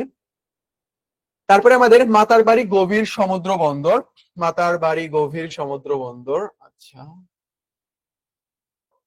আচ্ছা একটু ওয়েট করেন, লেখাটা এক জায়গায় থাকলে ভালো হইতো, একটু ঝামেলা হয়ে গেছে। আচ্ছা, জাস্ট তো মনে আছে তাই না, মাতারবাড়ি গভীর সমুদ্র বন্দর, আমাদের মাতারবাড়ি গভীর সমুদ্র বন্দর। প্রায় মেবি 18 মিটারের মতো এটা গভীরতা হবে আর কি, অনেক বেশি গভীর হবে এটা। মাতারবাড়ি আমাদের গভীর সমুদ্র বন্দর, যেটার অবস্থান কোথায় আমাদের, এটা নির্মাণ করা হচ্ছে কোথায়, বঙ্গোপসাগরের ওখানে নির্মাণ করা হচ্ছে, যেটা আমাদের কক্সবাজারে পড়েছে। মাতারবাড়ি গভীর সমুদ্র বন্দর, মাতারবাড়ি গভীর সমুদ্র বন্দর, এটা কিন্তু আমাদের চতুর্থ সমুদ্র বন্দর হবে। তো দেখেন, 7 অক্টোবর, 7 অক্টোবর জাতীয় অর্থনৈতিক পরিষদের নির্বাহী কমিটির সভায় অন্তর্বর্তী সরকারের বৃহৎ এই প্রকল্প অনুমোদিত হয়। তার মানে এটা কিন্তু ভাই আমাদের জন্য এখন অনেক বেশি গুরুত্বপূর্ণ। মাতারবাড়ি সমুদ্র বন্দর কিভাবে প্রশ্ন আসতে পারে এখানে, প্রশ্ন আসবে এরকম করে, মাতারবাড়ি সমুদ্র বন্দর এটার এই যে অনুমোদন যেটা দিয়েছে এটা তারিখ কবে, মাতারবাড়ি সমুদ্র বন্দরের সাহায্যকারী দেশ কোনটা, মানে কোন দেশ সাহায্য করতেছে, মাতারবাড়ি সমুদ্র বন্দর আসতে পারে যে কত সাল থেকে নির্মাণ হচ্ছে এটা আসতে পারে, না হলে মাতারবাড়ি সমুদ্র বন্দরের অবস্থান কোথায়, এই ইনফরমেশন গুলোই কিন্তু এখান থেকে আসতে পারে। তো এই ইনফরমেশনটা আমাদের অবশ্যই ভালোভাবে দেখে নিতে হবে। তো মাতারবাড়ি ডিপ সি পোর্ট, এটা কি হবে, গভীর সমুদ্র বন্দর। মাতারবাড়ি ডিপ সি পোর্ট, গভীর সমুদ্র বন্দর, এটা নির্মাণ করা হবে। গভীর সমুদ্র বন্দর, যেটার অবস্থান কোথায়, যেটার অবস্থান হইলো আমাদের ah Matarbari deep sea port construction project located in Moheshkhali upazila of Cox's Bazar, কক্সবাজারের মহেশখালী উপজেলাতে এটা অবস্থান করতেছে। আশা করি বিষয়টা বুঝতে পারছেন। ফেসবুকে একটা প্রশ্ন নিয়ে দেখলাম যে অনেকে হচ্ছে যে কক্সবাজারের অবস্থান কোথায়, এটা কিন্তু অনেক গুরুত্বপূর্ণ একটা বিষয়। কক্সবাজারের অবস্থান কোথায়, ওখানে কিন্তু কক্সবাজারের অবস্থান কোথায়, কক্সবাজার তো অপশন দেয় নাই, তো হাসাহাসি করতে কোনো কারণ নাই, অনেকে নাও জানতে পারে তাই না, এরকম ব্যাপার আর কি। আচ্ছা, তো এখান থেকে কিন্তু আমাদের এটা দেখতে হবে, এই প্রজেক্টটা আমাদের সম্প্রতির জন্য অনেক বেশি গুরুত্বপূর্ণ। ভাই আগের যে প্রজেক্ট গুলো ছিল সেগুলো গুরুত্বপূর্ণ না, ভাই আগের যে প্রজেক্ট গুলো ছিল ওগুলোর কাজ তো শেষ না, প্রায় সবগুলোর কাজ শেষ, সবগুলোর আলোচনায় ছিল, প্রশ্ন আসছে। এই যে আমাদের দোহাজারি রেল যেগুলো আমাদের ঢাকা থেকে কক্সবাজারের যে রেল গুলো, তারপর পদ্মা, এরকম আরো যে প্রজেক্ট ছিল আমাদের, কর্ণফুলী টানেল, এই যে টানেল, এগুলো থেকে প্রচুর প্রশ্ন আসছে, অতীতে তো অনেক প্রশ্ন আসছে তাই না। তো এখন আপডেট যেগুলো প্রজেক্ট এগুলো থেকে প্রশ্ন আসতে পারে। তো ভাই ওগুলোকে আমাদের পড়তে হবে না, হ্যাঁ আপনি চাইলে জাস্ট রিডিং দিতে পারেন, পদ্মা নিয়ে আপনার যদি পড়তে মন চায় যে শেখ হাসিনার উন্নয়ন আমি একটু পড়ি, তো আপনি রিডিং দিতে পারেন। কর্ণফুলী টানেল যেখানে কোটি কোটি টাকা মানে এগুলো লুটপাট করা হয়েছে, এটা আপনি পড়তে পারেন, কোনো সমস্যা নেই। তো এরকম যে ইনফরমেশন গুলো আছে এগুলো আপনি চাইলেও পড়ে নিতে পারেন। বাট আমাদের জন্য এখন অনেক বেশি গুরুত্বপূর্ণ যে এটা, সেটা হলো আমাদের কি মাতারবাড়ি ডিপ সি পোর্ট, এটা সম্পর্কে যা যা ইনফরমেশন আছে সব আমার ভালোভাবে দেখে নিতে হবে। আচ্ছা, জাতিসংঘের পরিষদের ৭৯তম অধিবেশন, আফসোস লীগের খুব দুঃখ, কারণ এই ৭৯তম অধিবেশনে এই সময় শেখ হাসিনা যে ভাষণ দিতে, বাট ভাষণটা কে দিচ্ছে, আমাদের অন্তর্বর্তী সরকারের প্রধান উপদেষ্টা ডক্টর মোহাম্মদ ইউনূস ভাষণ দিচ্ছে। জাতীয় ঐক্য গঠনের অনেক গুরুত্বপূর্ণ কাজ করতেছে তিনি। আচ্ছা যাই হোক, 24 থেকে 30 সেপ্টেম্বর নিউ ইয়র্কে জাতিসংঘ সাধারণ পরিষদের ৭৯তম অধিবেশনের সাধারণ বিতর্ক অনুষ্ঠিত হয়, ইউএনজিএ। আপনারা কিন্তু অবশ্যই ভাই ইউনাইটেড নেশন জেনারেল অ্যাসেম্বলি, জাতিসংঘের যে অঙ্গ সংস্থা আছে না, জাতিসংঘের যে অঙ্গ সংস্থা আছে, 6টা অঙ্গ সংস্থা, এই অঙ্গ সংস্থা কিন্তু সব ভালোভাবে পড়তে হবে। জাতিসংঘের অঙ্গ সংস্থা পড়তে হবে, জাতিসংঘের বিশেষায়িত সংস্থা পড়তে হবে, জাতিসংঘ নারী যে সংস্থাগুলো আছে এগুলো আপনার পড়তে হবে। আর নারী এটা আমাদের পরীক্ষার জন্য গুরুত্বপূর্ণ, আমাদের জীবনের জন্য গুরুত্বপূর্ণ, বুঝতে পারছেন। আচ্ছা, তো এটা কিন্তু আপনার ভালোভাবে দেখে নিতে হবে, এটা আপনি অবশ্যই ভালোভাবে দেখে নেবেন। তো দেখেন, প্রশ্ন যদি টিচার করতে চাই সাধারণ পরিষদের ৭৯তম অধিবেশন থেকে ডিরেক্ট কোশ্চেন তুলে দিতে পারে কিরকম করে, এক প্রশ্ন হইতে পারে এখানে যে কততম অধিবেশন হয়েছে, এটা প্রশ্ন আসতে পারে, না না হলে আসতে পারে যে এখানে সময়কালটা কত ছিল। সময় যেটা এটা কত ছিল, এটা থেকে প্রশ্ন আসতে পারে। অথবা এর প্রতিপাদ্য বা এর মোটো কি ছিল, টেকসই উন্নয়ন বর্তমান ও ভবিষ্যৎ প্রজন্মের জন্য মর্যাদাপূর্ণ ও শান্তিময় বিশ্ব গড়ে তোলা। এরকম ভাই মানে প্রচুর জাতিসংঘ, যুক্তরাষ্ট্র, তারপরে রাশিয়া, ইউরোপিয়ান কান্ট্রি যেগুলো আছে, এরা মুখে এত এত কথা বলে, বাট নিজেদের স্বার্থ ছাড়া তারা কোনো কাজই করে না। ব্যাপারটা এরকম যে আমেরিকা যার বন্ধু তার আর শত্রুর প্রয়োজন হয় না, যেমন ভারতও যার বন্ধু তারও আর শত্রুর প্রয়োজন হয় না। কোনো কারণে দুঃখজনক ভাবে যদি আমেরিকার ফল শুরু হয়ে যায়, জাস্ট যদি ফলটা শুরু হয়ে যায় ভাই, প্রত্যেকটা দেশ মিলে ওরে গাড়াবে। এটা লিখে রাখেন ভাই, মানে অবস্থা প্রচুর খারাপ হয়ে যাবে ওর। আর শক্তি সাম্য নীতি যেটা, এটা মেনে চলতেছে, বাট আমেরিকার পতন এক সময় না এক সময় হবে। আমরা কিন্তু জানি প্রথম বিশ্বযুদ্ধ, দ্বিতীয় বিশ্বযুদ্ধের আগে কিন্তু আমেরিকা ছিলই না, আমেরিকা বলা চলে যে ছিলই না এক প্রকার, বাট আমরা নিজেরাই ইনভাইট করে আনছি তাকে, ইনভাইট করে এনে এই অবস্থা করে ফেলছি। আচ্ছা, তারপরে আমরা যদি এখানে নেক্সট দেখি, চলেন নেক্সট যেটা রয়েছে আমাদের, সেটা কি আমাদের রয়েছে, ও হ্যাঁ, জাপানের নতুন প্রধানমন্ত্রী যেটা ইশিবা শিগেরু, জাপানের একটা ইনফরমেশন আছে, এটা আমাদের আপনাকে জানানো উচিত। সেটা হলো বিশ্বের সহায়তাকারী দেশ যেটা, বৃহৎ সহায়তাকারী দেশকে, বৃহৎ সহায়তাকারী দেশ আপডেট ইনফরমেশন অনুযায়ী, এআই রিভিউ বলেন, যেখানেই বলেন, বিভিন্ন আর্টিকেল বলেন, যেটাই বলেন না কেন, সেটা হলো ইউএসএ। ইউএসএ, তার মানে আমরা দেখতেছি যে বিশ্বের বৃহৎ সহায়তাকারী দেশকে, বিশ্বের বৃহৎ সহায়তাকারী দেশ হইলো আমাদের ইউএসএ। আর বাংলাদেশে বেশি সাহায্য করে কে, যা সাহায্যদাতা দেশ হিসেবে পরিচিত, বাংলাদেশের বৃহৎ সাহায্যদাতা দেশ, এটা হইলো কি আমাদের, এটা হইলো জাপান। এটা হইলো কি আমাদের, এটা হইলো জাপান। তো বৃহৎ সাহায্যদাতা দেশ সম্পর্কে একটু ইনফরমেশনটা ভালোভাবে এখান থেকে মনে রাখবেন, আশা করি আপনি বিষয়টা বুঝতে পারছেন। তারপরে বিভিন্ন যে সূচক আছে, বিশ্ব শান্তি সূচক, সুখ সূচক, এআই সূচক, তারপরে আমাদের পাসপোর্ট সূচক, যাবতীয় যে সূচক গুলো আছে, এগুলো কিন্তু আপনার অবশ্যই ভালোভাবে পড়তে হবে। আপনি পড়বেন এখান থেকে কি, সূচকে প্রথম দেশ কোনটা, সূচকে বাংলাদেশের অবস্থান কোথায়, প্রথম দেশ বাংলাদেশের অবস্থান, এই দুইটা ইনফরমেশন অবশ্যই আপনার ভালোভাবে পড়তে হবে। সূচকটাও কিন্তু ভালোভাবে পড়তে হবে, স্লাইডে সুন্দর করে সব সূচক দেওয়া থাকবে একের পর এক। আপনি প্রথম আর বাংলাদেশের অবস্থান, প্রথম আর বাংলাদেশের অবস্থান, এই দুইটা ইনফরমেশন ভালোভাবে পড়ে নেবেন। আপনারা ব্যাচের স্টুডেন্ট যারা আছেন, ক্লাস রেকর্ড আপনাদেরকে যখন দিয়ে দেওয়া হবে, তখন দুইটা পিডিএফই দিয়ে দেওয়া হবে, এবং এই পিডিএফ এর ড্রাইভ লিংক দিয়ে দেওয়া হবে, ওখানে একটু মাঝে মধ্যে চেক করবেন, আপডেট দিয়ে দেওয়া হবে বা কারেকশন, এই ইনফরমেশন গুলো কিন্তু ওখানে দিয়ে দেওয়া হবে। আর যারা ইউটিউব থেকে নর্মালি দেখতেছেন, তারা আমাদের যে হোয়াটসঅ্যাপ নাম্বার যেটা আছে আবির মাহমুদ, সেই হোয়াটসঅ্যাপ নাম্বারে নক দিলে এই পিডিএফ গুলো দিয়ে দেওয়া হবে। অবশ্যই চ্যানেলটা সাবস্ক্রাইব করতে হবে তাদের জন্য। আচ্ছা, তারপর এদিকে আমরা না যাই, ইরানের নতুন প্রেসিডেন্ট কে আমাদের ইব্রাহিম রইসি। ইব্রাহিম রইসি আমাদের ইরানের নতুন প্রেসিডেন্ট। দেখেন ভাই, এই মুসলিম বিশ্বগুলো যদি একসাথে জোটবদ্ধ হয়ে থাকে, এই যে আমাদের মুসলিমদের মধ্যে যে বিভক্ত যেগুলো রয়েছে, ওই যে রিপাবলিক বাংলা, ওখানে দিচ্ছে না শিয়া সুন্নি, ভাই সত্য কথা তো এরকম তো বিভক্ত হয়ে আছে, তাই না? যদিও তার উপস্থাপনটা অনেক বেশি হাস্যকর ছিল। তো আমরা যদি, ইরান কিন্তু এটা শিয়া আর কি, তার আমাদের অনেক মতাদর্শ তাদের সাথে মিলে না। তো শিয়া সুন্নি এই ভাগ না হয়ে, বা আমাদের মধ্যে যে মাযহাবের যে ভাগগুলো আর কি, এগুলো না হয়ে যদি আমরা একসাথে হয়ে থাকি, আমাদের সব মুসলিম বিশ্ব যদি আমরা একসাথে হয়ে থাকি, তাহলে এগুলো আটকানো আমাদের কোনো ব্যাপারই না ভাই, কোনো ব্যাপারই না। আমাদের কি রয়েছে, আমাদের ইসলামিক সম্মেলন যেটা রয়েছে, আমরা মাঝে মধ্যে ইসলামিক সম্মেলন করি, সম্মেলন করে আমরা কি বলি, আমরা কি জানাই, তীব্র নিন্দা জানাই, আমরা কি জানাই, তীব্র নিন্দা জানাই, জাস্ট এটুকুর মধ্যে আমরা সীমাবদ্ধ থাকি। ইসরায়েল প্যালেস্টাইনের যে অবস্থা দুঃখজনক, এগুলো কিন্তু আমাদের অনেক বেশি কষ্টদায়ক। আর ইসরায়েল প্যালেস্টাইন সম্পর্কে আমাদের পিডিএফ এ যে ইনফরমেশনটা দেওয়া আছে ওইটুকু পড়বেন, প্লাস সাম্প্রতিক যে আক্রমণ গুলো করা হচ্ছে আর কি, বিশেষ করে হামাস, হিজবুল্লাহ, মোসাদ, এই সম্পর্কে যে ইনফরমেশন দেওয়া থাকবে, এটা কিন্তু আমাদের অবশ্যই ভালোভাবে পড়তে হবে। আশা করি আপনি বিষয়টা বুঝতে পারছেন। যেহেতু এটা এক প্রকার বলা চলে যে আমাদের আর্মি সাহিত্য শাসিতর মতো আর কি, তো এগুলো থেকে প্রশ্ন কিন্তু দিতে পারে। তো আমাদের চিকেন নেক্স বা মুরগির গলা যেটা আমাদের ঘাড়ের অংশ যেটা নেক, এটা অ্যাকচুয়ালি কোথায়, এটা আমি মানচিত্র দেখালে ভালোভাবে বোঝাতে পারতাম। মেইনলি এটা হলো আমাদের Siliguri corridor, Siliguri corridor, also known as the chicken snake. Chicken স্নেকটা কিসের জন্য গুরুত্বপূর্ণ ভাই, অনেক বেশি গুরুত্বপূর্ণ এইটার, কারণ এটার মাধ্যমেই আমাদের ইন্ডিয়া কি করে, ইন্ডিয়া পশ্চিম থেকে উত্তরের যে অংশগুলো রয়েছে, পূর্বের যে অংশগুলো রয়েছে, এই অংশের সাথে যোগাযোগ স্থাপন করে। এখানে কিন্তু রেল যোগাযোগ ব্যবস্থাও রয়েছে। আর এখানে কিন্তু তিনটা দেশের সংযোগ রয়েছে, আমাদের ভুটান, তারপরে আমাদের ভারত, তারপরে আমাদের কি সরি নেপাল, ভারত, তারপরে আমাদের এই যে বাংলাদেশ, এগুলো কিন্তু এখানে অবস্থান রয়েছে। মাঝে মধ্যে এটা নিয়ে কিন্তু অনেক আলোচনা চলে আসে। তো এবারের জন্য আমাদের কোনটা সবচেয়ে বেশি গুরুত্বপূর্ণ, আমাদের চিকেন নেক্স, আর একটা কি পড়তে হবে ভাই আমাদের, চিকেন নেক্স প্লাস আমাদের সেভেন সিস্টার্স, এই সিস্টার্স গুলো আমাদের আমরা নিয়ে নেবো ইনশাল্লাহ একদিন। এই সেভেন সিস্টার্স এগুলো আমাদের অনেক ভালোভাবে পড়তে হবে। যে চিকেন নেক্স এর আরেক নাম কি শিলিগুড়ি করিডোর, বা চিকেন নেক্স এর অবস্থান কোথায় এটা আপনাকে ভালোভাবে জানতে হবে। তারপরে সেভেন সিস্টার্স এর আপনি কি করবেন, সাতটা যে রাজ্য রয়েছে, সাতটা যে রাজ্য, এই রাজ্যগুলোর রাজধানীগুলো একটু ভালোভাবে দেখে নেবেন। রাজধানী আর মধ্যে মণিপুরিটা গুরুত্বপূর্ণ, এটা একবার পরীক্ষায় আসছিল ইম্ফল যেটা আর কি। তো chicken next seven sisters, chicken next seven sisters. আমি ভাই প্লিজ আপনাকে বলতেছি খাতা একটু নোট করে নেন।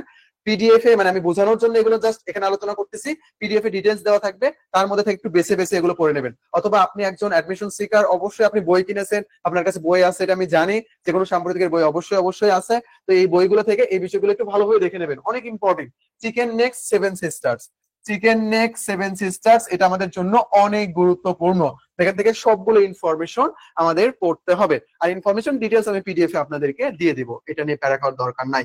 আর নর্মালি আপনি চাইলে এখন খাতায় লিখে নিতে পারেন, বইতে সুন্দর করে পড়ে নিতে পারেন। এটা এটা ভাই আমাদের জিও পলিটিক্যাল, জিও ইকোনমিক্যাল, মানে সব দিক দিয়ে গুরুত্বপূর্ণ। এটা আমাদের গুরুত্বপূর্ণ একটা করিডোর। করিডোর বলতে অ্যাকচুয়ালি কি বোঝানো হয়, করিডোর বলতে অ্যাকচুয়ালি বোঝানো হয় যে যাওয়ার যে রাস্তা যেটা, এটাকেই বোঝানো হয় করিডোর।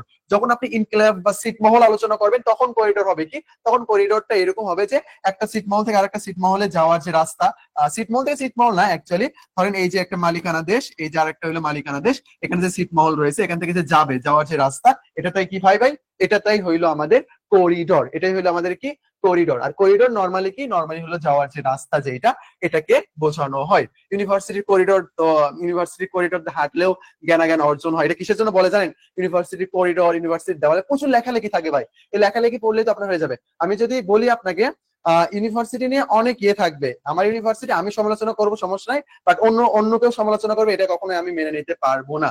আশা করি আপনি বিষয়টা বুঝতে পারছেন। তো ব্যাপারটা হয়েছে কি, ব্যাপারটা হয়েছে আপনি যদি আমাদের কলা ফ্যাকাল্টি যেটা আছে, পরীক্ষা তো দিতে আসবেন যারা, একেবারে আমাদের লম্বা প্রথম থেকে যদি হাঁটা শুরু করেন, নাকি সব তলায় চারতলা পর্যন্ত যদি আপনি যান আর কি, একের পর এরকম করে আপনি দেওয়ালে অনেকগুলো লেখনী দেখতে পারবেন। এখনকার বেশিরভাগ লেখনী গুলো আমাদের জুলাই রেভলিউশন থেকে শুরু করা হয়েছে। আপনি যদি আমাদের কলা ঝুপড়ি থেকে শুরু করেন, প্রত্যেকটা জায়গায় লেখনী দেখতে পারবেন আপনি। বিভিন্ন ধরনের গুরুত্বপূর্ণ ব্যক্তি যারা আছে তাদের আলোচনা করা হয়েছে ওখানে, তাদের ছবি আছে, অনেক কিছু আছে। তো ইউনিভার্সিটি করিডোর দিয়ে হাঁটলেও অ্যাকচুয়ালি অনেক জ্ঞান অর্জন করা যায়, এটা বলা হয়ে থাকে আর কি। আচ্ছা যাই হোক, আপনারা সবাই ইউনিভার্সিটিতে চান্স পান, অনেক অনেক শুভকামনা আপনাদের জন্য। চান্স পেয়ে আপনারা আমাদেরকে উদ্ধার করুন। আচ্ছা, তারপরে প্রকল্প এবং সহায়তাকারী দেশ, এটা আমাদের অবশ্যই অবশ্যই জানতে হবে। ভাই গত বছর কিন্তু এই যে রূপপুর পারমাণবিক বিদ্যুৎ কেন্দ্র, এখান থেকে কিন্তু প্রশ্ন আসছে বিউপিতে, গত বছর কিন্তু প্রশ্ন এসেছে, স্লাইডেও কিন্তু ছিল ইনফরমেশন। তো এবারও কিন্তু প্রশ্ন আসতে পারে, অবস্থানটা কোথায়, ঈশ্বরদী, পাবনা, তো এরকম করে কিন্তু প্রশ্ন আসতে পারে। তো আমরা একটু দেখবো চলেন। রূপপুর পারমাণবিক বিদ্যুৎ কেন্দ্র, এর সহযোগিতাকারী দেশকে, মানে সহায়তা করতেছে কে, প্রথমে সহায়তাকারী দেশ ছিল হইলো রাশিয়া, পরবর্তীতে এখানে ভারতও সহায়তা করেছে। এই জন্য এখানে দুইটা দেশ, কখনো যদি দুইটাই অপশনে দেখেন আপনি রাশিয়াকে দাগাবেন, কারণ রাশিয়া হইলো প্রথম, রাশিয়া হইলো প্রথম। ওই যে মনে আছে আমাদের প্রাচীন বাংলার ইতিহাস যখন পড়েছিলাম আর কি, পাটালিপুত্র যেটা মৌর্যদেরও রাজধানী ছিল, আবার গুপ্তদেরও রাজধানী ছিল, বাট প্রশ্নটা এসেছিল সেখানে আমাদের দাগাতে কি হবে, দাগানো লাগবে হইলো আমাদের মৌর্য, প্রথম যেটা সেটা। আর নর্মালি যদি দুইটাই আসে ক খ এরকম করে অপশন দেওয়া থাকে, তখন যদি দেওয়া থাকে উভয়ই, তখন আপনারা দাগাই দেবেন, কোনো সমস্যা নেই। তারপরে স্মার্ট পরিচয়পত্র তৈরিতে সাহায্য করতেছে আমাদের ফ্রান্স, মহেশখালী বিদ্যুৎ কেন্দ্রতে সহযোগিতা করতেছে আমাদেরকে জাপান। তারপরে বিগ বি প্রকল্প, এখানে সহযোগিতাকারী দেশ হলো জাপান। ডেল্টা প্ল্যান যেটা আমাদের বঙ্গোপসাগরকে কেন্দ্র করে করা হচ্ছে 2100, সেটা হলো আমাদের কি নেদারল্যান্ডস। তারপরে তিস্তা মহাপরিকল্পনা, আমাদের বাংলাদেশের সর্ববৃহৎ সেচ পরিকল্পনা যেটা, সেটা কিন্তু আমাদের তিস্তা যে সেচ পরিকল্পনা, এইটা কিন্তু। তারপর যদি আমি দেখাই পাতাল রেল, এখানে সহযোগিতা করতেছে কে, স্পেন ও জাপান। ব্রহ্মপুত্র খনন যেটা আর কি, এখানে সাহায্য করতেছে কে, মানে নিজস্ব অর্থায়ন। তারপরে আমাদের পদ্মা সেতু যেটা, এটা কিন্তু আমাদের কি নিজস্ব অর্থায়ন। আশা করি আপনি বিষয়টা বুঝতে পারছেন।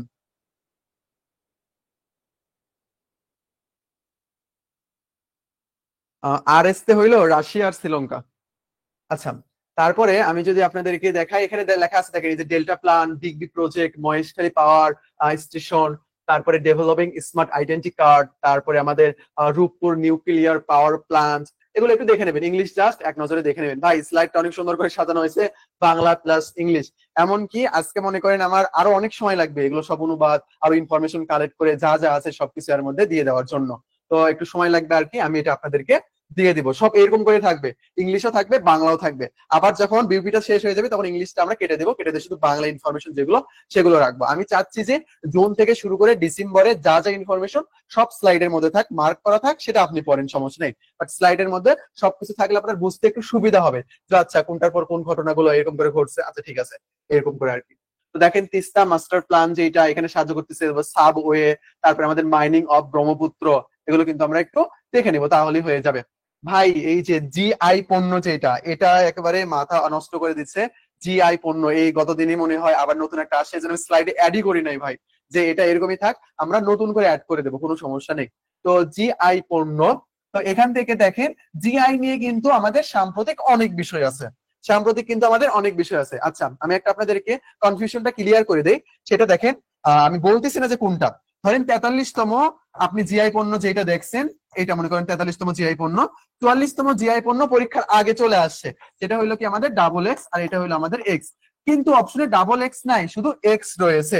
তখন আপনি কি করবেন, মানে প্রশ্নটা আসছে এরকম করে যে নিচের কোনটি শেষ জিআই পণ্য বা ভৌগোলিক নির্দেশক পণ্য, নিচের কোনটি, ওখানে কি রয়েছে, ওখানে এক্স রয়েছে, কিন্তু ইতিমধ্যে আমাদের ডাবল এক্স কিন্তু চলে আসছে। তখন কি আপনি প্রশ্নটা ফাঁকা রেখে আসবেন? না, ফাঁকা কিন্তু রাখা যাবে না। ওই চারটা অপশনের মধ্যে যেটা সঠিক হচ্ছে সেটা আপনাকে দাগাতে হবে, কারণ টিচারটা 44তম আসার আগেই প্রশ্নটা করে ফেলছে, ওই জন্য তিনি 43তমটা ইনক্লুড করেছে। আশা করি আপনি বিষয়টা বুঝতে পারছেন। তো এটা কিন্তু আমাদের খেয়াল রাখতে হবে। তো এটা কিন্তু আমি এখন অ্যাড করি নাই, আমাদের হাতে এখনো সময় আছে, দেখি আরো জিআই পণ্য আসছে কিনা, তার উপর ভিত্তি করে এটা আমরা পরবর্তীতে অ্যাড করে দেব, কোনো সমস্যা নেই। আচ্ছা তারপরে আমরা যদি দেখি চলেন, হ্যাঁ আপনার জেলার সানার পাইস 44তম, আপনি আবার কোথায় যাবেন জানেন? আপনি আবার সুন্দর করে যাবেন হইলো, আপনাদের একটু প্যাচ লাগাই দেই, ওয়েট, এখানে কি দিছে, হ্যাঁ, আপনি আবার কোথায় যাবেন, এই যে ডিপিডিটি এই ওয়েবসাইটে যাবেন। এই ওয়েবসাইটে যাওয়ার পর দেখবেন যে এখানে 53টা পণ্য কি করা হয়েছে, সিলেক্ট করা হয়েছে, নিবন্ধন করা হয়েছে। তখন আপনার মধ্যে প্রশ্ন থাকবে, এই কয়েকদিন আগে তো আমি দেখলাম 44তম যে আমাদের সানার পাইস যেটা, সেটা আবার 53টা কেন এখানে সিলেক্ট করা, এটার কাহিনী কি অ্যাকচুয়ালি? এটার কাহিনী হইলো ভাই, জিআই পণ্য বা জিওগ্রাফিক্যাল আইডেন্টিফিকেশন পণ্য যেটা, এটা হওয়ার জন্য প্রথমে কি লাগে জানেন? প্রথমে নিজের দেশের যে এটা রয়েছে, আমাদের মন্ত্রণালয় রয়েছে, তার অধীনে এই যে পেটেন্ট, শিল্প নকশা ও ট্রেডমার্ক অধিদপ্তর, এই অধিদপ্তর থেকে আগে নিবন্ধন হইতে হবে। অধিদপ্তর থেকে নিবন্ধিত হওয়ার পর তারপরে উইপো, ওয়ার্ল্ড ইন্টেলেকচুয়াল প্রপার্টি অর্গানাইজেশন, এই ওয়ার্ল্ড ইন্টেলেকচুয়াল প্রপার্টি অর্গানাইজেশন এ কি করবে, এ আবার আনুষ্ঠানিক ভাবে ওইটার স্বীকৃতি প্রদান করবে, তখনই হবে কি ওইটা জিআই পণ্য। আর সেটারই স্বীকৃতি দিয়েছে হইলো 44তম সানার পাইস। কিন্তু আপনি ওয়েবসাইটে গেলে কিন্তু আপনি পাবেন যে ডিপিডিটির এখানে 53টার মতো পেয়ে যাবেন আর কি। আর এটা কিন্তু এইরকম অ্যাকচুয়ালি না, এটা কোথা থেকে হবে, আনুষ্ঠানিক ভাবে হইলো এই যে উইপো যে এটা, এখান থেকে আসবে। তো আমি একটু পড়াই এটা চলেন। যদি আমাদের ইয়ে থেকে প্রশ্ন আসে আর কি, যে একবার ওইরকম দিল না, সাম্প্রতিক থেকে না দিয়ে বেসিক ইনফরমেশন যেটা রয়েছে সেখান থেকে প্রশ্ন দিল, এরকম যদি প্রশ্ন দেয় তাহলে আমরা কি করব তখন, এটা আমাদের একটু দেখতে হবে চলেন।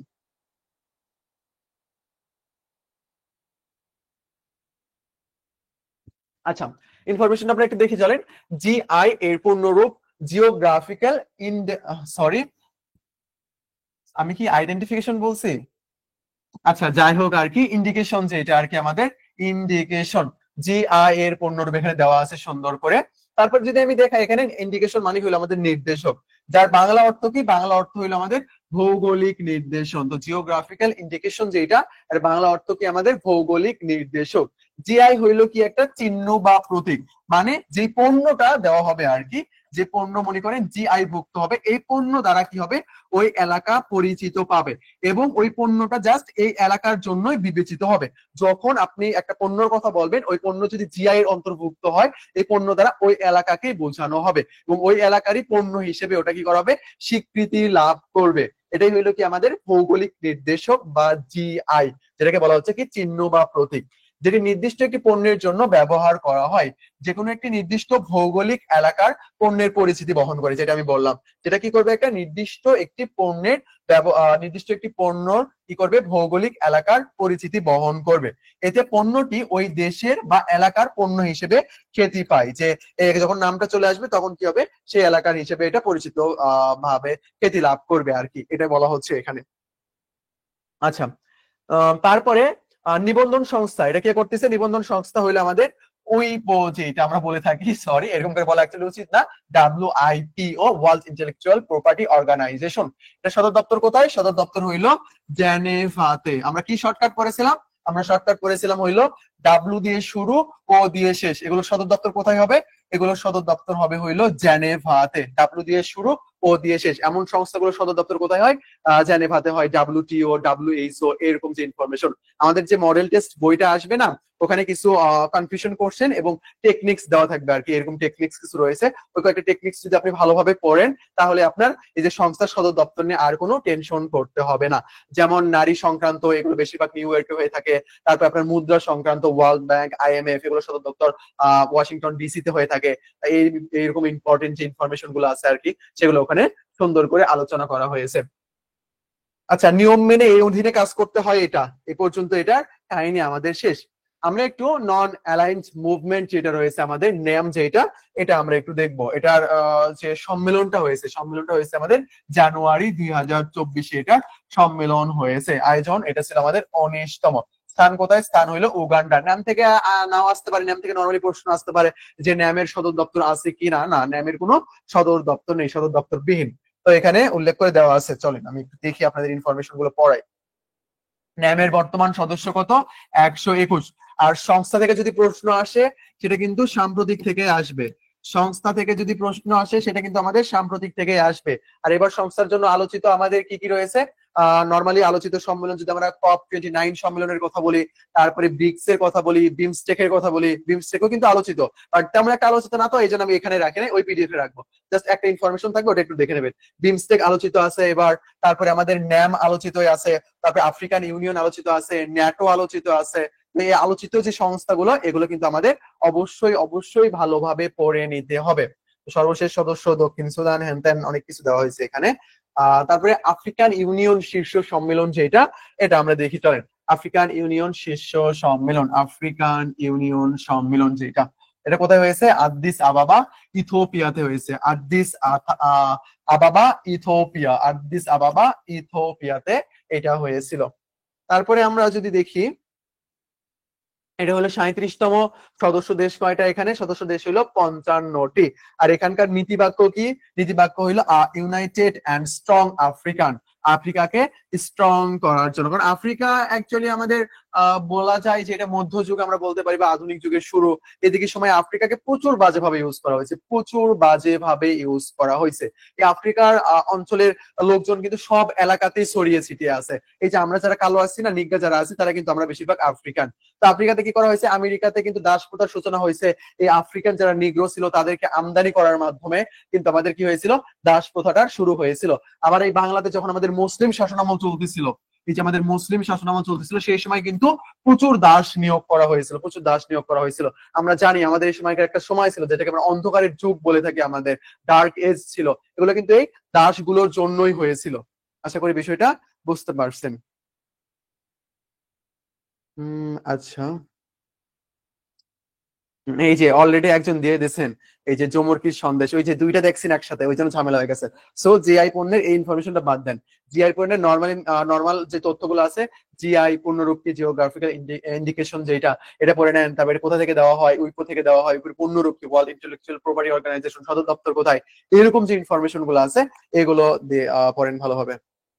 বইয়ের যে ব্যাপারটা, অ্যাকচুয়ালি বইটার কাজ চলতেছে, তো আপনারা হয়তো এই যে বিউপির আগে হয়তো বা পাবেন না, আমাদের এক্সামও চলতেছে, সবকিছু একসাথে শুরু হয়ে গেছে, বাজে একটা অবস্থা।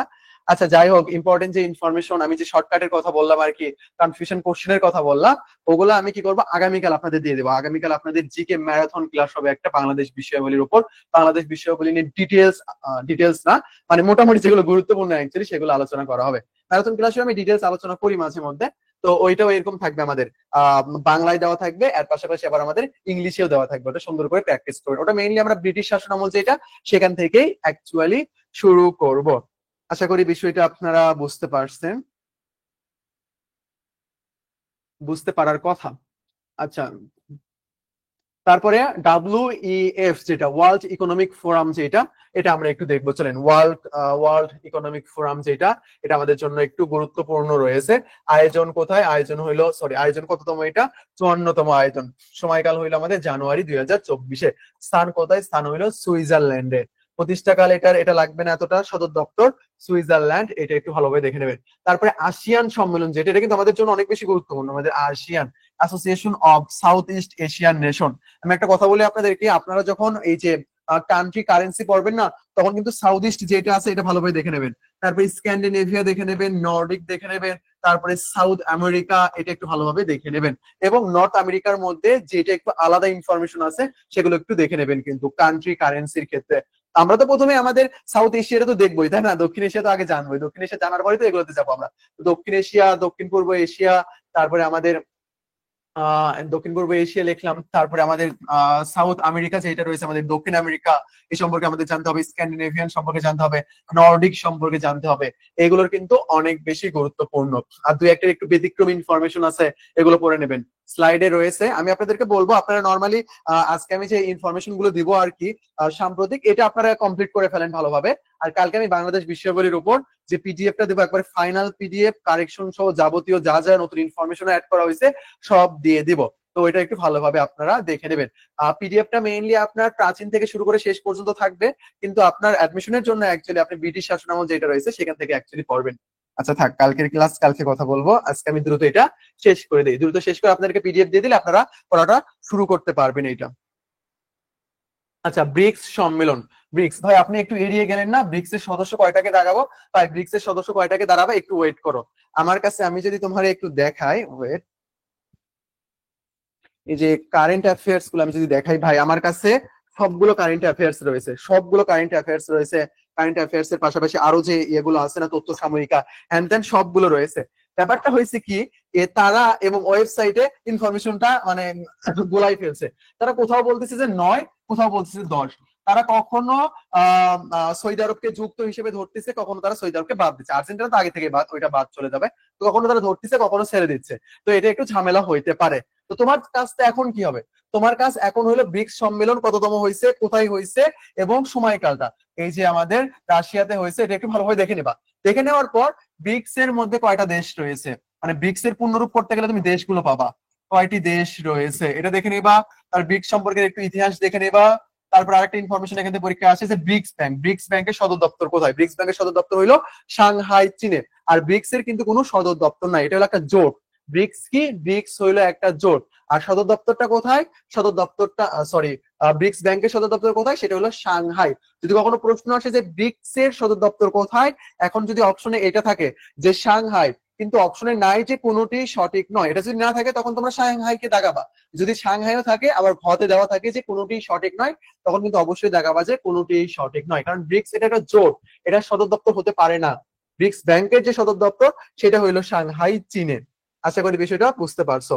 তো তারপরে অ্যাবেল পুরস্কার, অ্যাবেল পুরস্কার, অ্যাবেল পুরস্কার, নোবেল পুরস্কার, বুকার পুরস্কার, সবগুলো পড়বা, সব তোমার পড়তে হবে। Abel, Nobel, Booker. আর একটা হলো আমাদের কি, ম্যাগসেসে পুরস্কার, ম্যাগসেসে পুরস্কার। ম্যাগসেসে পুরস্কার যেটা ফিলিপাইন থেকে দেওয়া হয়। তারপরে আমাদের অ্যাবেল পুরস্কার রয়েছে, এখানে নরওয়ে থেকে দেওয়া হচ্ছে। আর নোবেল তো আমরা জানি যে সুইডেন থেকে দেওয়া হয়, নরওয়ে থেকে দেওয়া হয়, অর্থনীতি যেটা আর কি সেটা। তো ম্যাগসেসে পুরস্কারকে কিন্তু এশিয়ার নোবেলও বলা হয়, যে নোবেল খ্যাত পুরস্কার। এশিয়ান নোবেল না বলে আমরা নোবেল খ্যাত বলতে পারি আর কি, এরকম করে আলোচনায় থাকে এটা। নোবেল খ্যাত যে পুরস্কার যেটা, এটা কিন্তু পরীক্ষায় আসতে পারে যে ম্যাক্সিসে পুরস্কার কিন্তু নোবেল খ্যাত পুরস্কার, যে নোবেল খ্যাত ম্যাক্সিসে পুরস্কার। তো আমাদের অ্যাবেল পুরস্কার, নোবেল পুরস্কার, অ্যাবেল পুরস্কার কোনটাতে দেওয়া হয়? গণিতে পাণ্ডিত্যর জন্য, এটা গণিতের নোবেলও বলা হয়। কি বলা হয় একে? গণিতের নোবেলও বলা হয়। অ্যাবেল পুরস্কার, নোবেল পুরস্কার, বোকার পুরস্কার, ম্যাক্সিসে পুরস্কার, এই চারটা তুমি অবশ্যই অবশ্যই ভালোভাবে পড়ে নেবা। তারপরে আমাদের দেশের যখন ইনফরমেশন আমরা পড়বো, তখন আমাদের কি করতে হবে? 21শে পদক, স্বাধীনতা পদক, এই যে ইনফরমেশন গুলো পড়ার সময় আমরা প্রথমেই নজর রাখবো যে এখানে কয়জন পাইছে, কয়জন পাইছে, এর মধ্যে কতজন ব্যক্তি রয়েছে, প্রতিষ্ঠান কি আছে, যদি থাকে প্রতিষ্ঠানটা একবারে মুখস্থ করে নিবা। এরকম করে তুমি যদি পড়ে নাও, অনেক ভালো একটা প্রিপারেশন হয়ে যাবে। আর এগুলো আমি পড়তে বলতেছি, তোমাদেরকে দিব না এমন কিন্তু না, সবকিছু করে দেওয়া হবে। স্লাইডেও আছে কিছু ইনফরমেশন, আর বাকিগুলো ওখানে দিয়ে দেওয়া হবে। আচ্ছা, তারপরে সাফ নারী, ওটা পাইছে কে? ফরাসি গণিতবিদ মাইকেল তালাগ্র্যান্ড, মাইকেল তালাগ্র্যান্ড এটা পেয়েছে, ফরাসি গণিতবিদ। এটা গণিতের নোবেল পুরস্কার বলা হয় এই অ্যাবেলকে। অ্যাবেলকে কি বলা হচ্ছে? অ্যাবেলকে বলা হচ্ছে হইলো গণিতের নোবেল, গণিতের নোবেল বলা হচ্ছে এটাকে। আচ্ছা, তারপরে আমরা মনে হয় শেষের দিকে চলে আসছি প্রায়। সাফ নারী চ্যাম্পিয়ন 2024, এটা নিয়ে আমি একটু কথা বলি। সাফ নারী চ্যাম্পিয়ন 2024 টুর্নামেন্টের সেরা খেলোয়াড়, এটা কিন্তু আমরা বিজয় লাভ করছি। টুর্নামেন্টের সেরা খেলোয়াড় হইলো ঋতুপর্ণা চাকমা। তারপরে হইলো আসরের সেরা গোলরক্ষক আমাদের রূপনা চাকমা। এই যে সম্প্রদায় থেকে আছে এখানে, উপজাতি থেকে, এটা কিন্তু আমাদের জন্য অবশ্যই গুরুত্বপূর্ণ। আমি যদি টিচার হইতাম না, এই প্রশ্নটা আমার মাথার মধ্যে চলে আসলে আমি চলে যাইতাম কোথায় জানো? চলে যাইতাম হইলো যে আমাদের সংবিধান। এই সংবিধানের কত নং অনুচ্ছেদে উপজাতি সম্পর্কে বলা হয়েছে, উপজাতি বা ক্ষুদ্র নৃগোষ্ঠী এই সম্পর্কে বলা হয়েছে। সংবিধানের কোথাও কিন্তু আদিবাসী শব্দের কথা নাই, সংবিধানের কোথাও আদিবাসী শব্দের কথা নাই। সংবিধানের আমাদের 23-এর ক অনুচ্ছেদে উপজাতি নিয়ে কথা বলা হয়েছে। তো ঋতুপর্ণা, রূপনা এবং নারী সাব চ্যাম্পিয়ন বাংলাদেশ হয়েছে এটা, এটা কিন্তু আমাদের অবশ্যই ভালোভাবে একটু দেখতে হবে। আচ্ছা চলো আমি একটু অন্য বিষয় নিয়ে কথা বলি।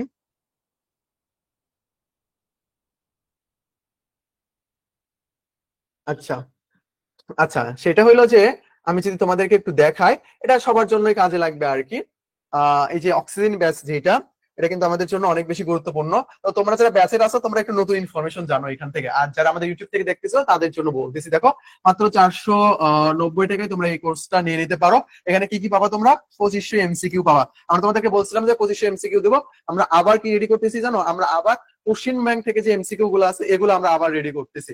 প্রায় অনেকগুলো কোশ্চেন হবে এখানে, এগুলো আমরা রেডি করতেছি, যে BCS question bank, Dhaka university question bank থেকে যেগুলো গুরুত্বপূর্ণ, কারণ আমরা জানি বিপিতে কিন্তু এগুলো থেকে পরীক্ষা না হয়, এগুলো আবার রেডি করা হচ্ছে, এগুলো তোমাদের হয়তো আজকের মধ্যেই দিয়ে দেওয়া হবে। তো এগুলো কিন্তু তোমরা পাবা। তারপরে জিকে এক্সক্লুসিভ পিডিএফ দিয়ে দেওয়া হবে, কালকে ক্লাস হবে, পিডিএফ পেয়ে যাবা। তারপরে প্রায় 15-20টার বেশি কমন পেয়ে যাবা ইনশাল্লাহ। আর জিকে ম্যারাথন কিন্তু আমাদের ইংলিশ ভার্সনই অবশ্যই থাকবে, ইংলিশে পিডিএফ গুলো দিয়ে দেওয়া থাকবে। আর আমাদের অক্সিজেন ব্যাচের কিন্তু 10টা পূর্ণাঙ্গ মডেল টেস্ট রয়েছে, এবং ইম্পর্টেন্ট যে ক্লাসগুলো এগুলো কিন্তু পেয়ে যাবা যারা আমাদের অক্সিজেন ব্যাচে ভর্তি হতে চাচ্ছ। আশা করি তোমরা বিষয়টা বুঝতে পারছো। আর তোমরা যারা ক্লাস করতেছো এখন, তোমাদের জন্য নতুন সুখবর কি? তোমাদের জন্য নতুন সুখবর হইলো যে আমরা আবার তোমাদেরকে কি করব, পিডিএফ দিয়ে দিব, আবারও পিডিএফ দিয়ে দিব, কোশ্চেন ব্যাংকের উপর যেগুলো আছে আর কি, সেগুলোর উপর পিডিএফ দিয়ে দিব। তারপর এটাও তোমাদের জন্য শুনতে হবে, শোনো একটু। সেটা হলো আমাদের চবি বি+ডি ইউনিটের ফুল কোর্স। ভাই চবির জন্য আমরা এবার এত সময় পাচ্ছি, চবির আবির জন্য আমরা এবার ফুল সময় পাচ্ছি। তো যারা ফাউন্ডেশন বেসের স্টুডেন্ট আছে তারা তো অ্যাক্সেস পাবাই, নতুন করে যারা ভর্তি হতে চাচ্ছ এখান থেকে ভাই আমি বলি তোমাকে, একবারে জিরো থেকে অ্যাডভান্স পর্যন্ত যা যা আছে সবকিছু করানো হবে, কোশ্চেন ব্যাংক থেকে শুরু করে সবকিছু একবারে সুন্দর করে খাওয়ানো হবে তোমাকে। আশা করি বিষয়টা বুঝতে পারছো। তো আমরা ক্লাস অবশ্যই গুগল মিট প্রিমিয়াম অ্যাপের মাধ্যমে নেব। বাংলা, ইংলিশ, জিকে, আইকিউ ক্লাসও থাকবে, সবকিছু থাকবে এখানে। আমাদের মেন্টররা আছে প্রবলেম সলভিং করে দেওয়ার জন্য। তুমি ভর্তি পরীক্ষা পর্যন্ত আমাদের কোর্সটা চলবে, এবং সকল ক্লাস যেগুলো আছে সবগুলো রেকর্ড থাকবে। আশা করি বিষয়টা বুঝতে পারছো। আচ্ছা থাক, বাকি দুইটা আমি পরে দেখাবো। চলো আমরা এখন আমাদের পড়ায় চলে যাই। আমরা কোথায় জানিয়েছিলাম? আমরা ছিলাম হইলো প্রায় আমাদের শেষের দিকে হইলো এই যে প্যারিস অলিম্পিক। প্যারিস অলিম্পিকটা আমাদের জন্য একটু দেখতে হবে। প্যারিস অলিম্পিক দেখার পর আমি তোমাদেরকে আরেকটা পিডিএফ দেখাবো, যে পিডিএফটা আমি তোমাদেরকে কিছুদিন আগে দিয়েছিলাম। আমি জানি না তোমরা সেটা পড়েছো কি না, কোন বিষয় পড়তে হবে, কিভাবে পড়তে হবে, সেই বিষয়গুলো আমি তোমাদেরকে বোঝাই দিব আর কিছুক্ষণ পর। তো দেখো আমাদের প্যারিস অলিম্পিক যেটা, এটা ভাই অনেক বেশি গুরুত্বপূর্ণ। অলিম্পিক এখান থেকে তোমার কি কি পড়তে হবে জানো? অলিম্পিক, সোনা জিতার যে ব্যাপারটা, অলিম্পিক, এটা তোমার অবশ্যই পড়তে হবে। এবং নেক্সট অলিম্পিক কবে হবে? সচরাচর যে বছর অলিম্পিক হয় না, যে বছর কি হয় না, যে বছর অলিম্পিক হয় না, সেই বছর কোশ্চেন আসে যে এরকম করে যে নেক্সট অলিম্পিক গ্রীষ্মকালীন অথবা শীতকালীন, এটা কখন হবে। এটা বিউপিতে কিন্তু এসেছিল, অলিম্পিক থেকে বিউপিতে প্রশ্ন আসে। তো এইবার যেহেতু এবার যেহেতু অলিম্পিক অনুষ্ঠিত হয়েছে, এবার যেহেতু অলিম্পিক অনুষ্ঠিত হয়েছে প্যারিসে, তো প্যারিস অলিম্পিক থেকেই প্রশ্ন আসতে পারে। না হলে প্রশ্ন আসতে পারে যে আমাদের 2026 সালের যে আমাদের বিশ্বকাপ যেটা, এটা কোন কোন দেশে আয়োজন করা হইতে পারে, এরকম যে ব্যাপারটা, মানে আগামী যে আয়োজনের যে ব্যাপারটা, আগামী সম্মেলন আয়োজনের যে ব্যাপারটা, এই ইনফরমেশন গুলো এখানে প্রশ্ন আসতে পারে। তো আমি তোমাদেরকে একটু দেখাবো, চলো। আচ্ছা এক সেকেন্ড, আমার একটু সময় দাও তোমরা।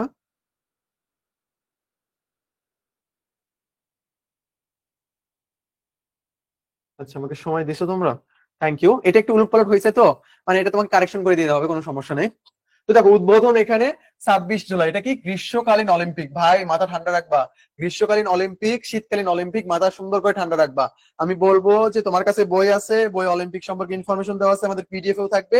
তোমার কাজ হবে এখন আমি যতগুলোর কথা বলছি এই সবগুলো তুমি সুন্দর করে এক জায়গায় লিখে নাও, লিখে নিয়ে কারেক্ট করে করে দাগাও, মানে এ করো আর কি, টিক দিয়ে দিয়ে দাগাও যে তুমি এগুলো কি পড়া হয়েছে নাকি, তুমি পড়তেছো, কতটুকু অবস্থা হয়ে আছে, এটা এটা কিন্তু অনেক বেশি গুরুত্বপূর্ণ। তো এটা কোথায় করা হয়েছে? সিন নদীর তীরে, যেখানে প্যারিস অবস্থান, প্যারিস অবস্থান করতেছে কোথায়? এই যে সিন নদীর তীরে। টেমস অবস্থান, টেমস নদীর তীরে কোথায় কি অবস্থান করতেছে? নিউ ইয়র্ক, লন্ডন, এরকম যে ইনফরমেশন গুলো আছে না নদীর মধ্যে, মনে হয় আমরা পড়েছিলাম।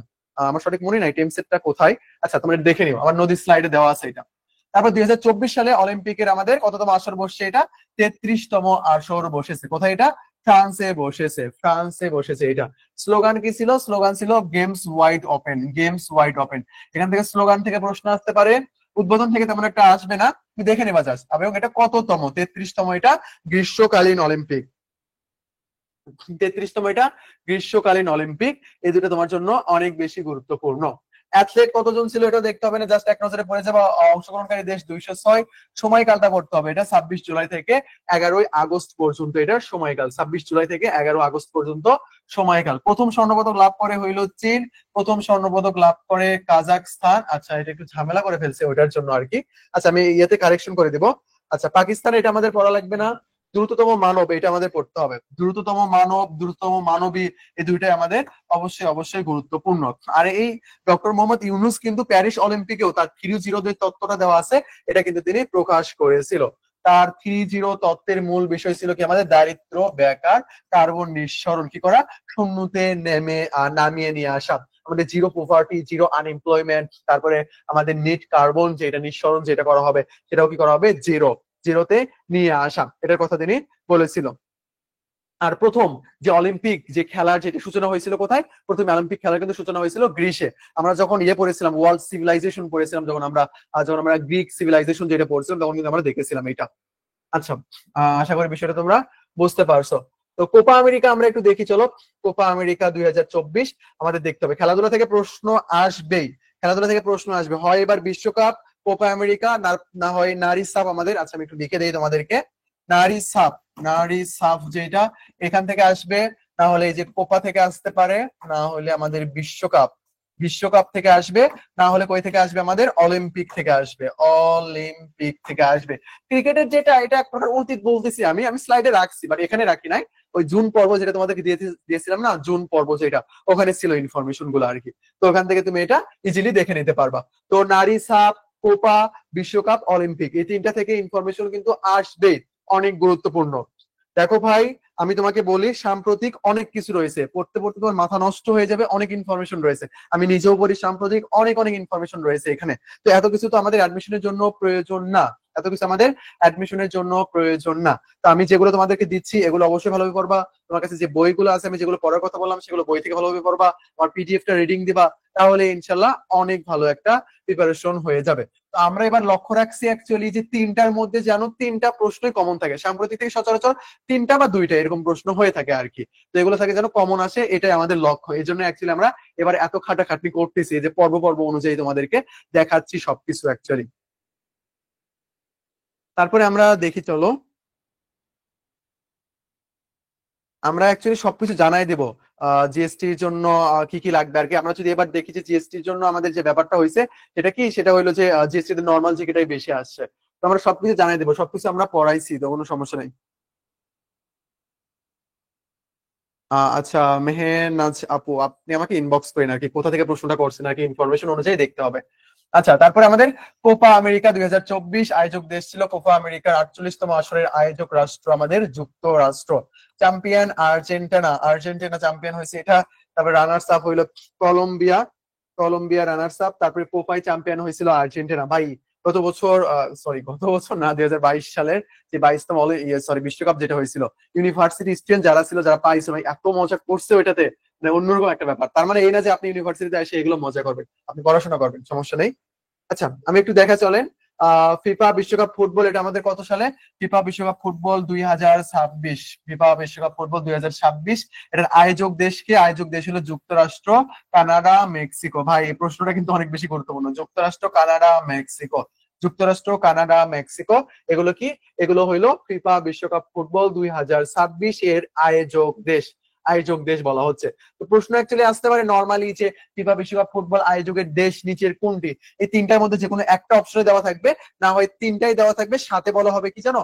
সাথে বলা হবে যে সব কয়টি, এরকম করে অ্যাকচুয়ালি বলা হতে পারে। তো এটা একটু তোমরা দেখে নেবে ভালোভাবে, কোনো সমস্যা নেই।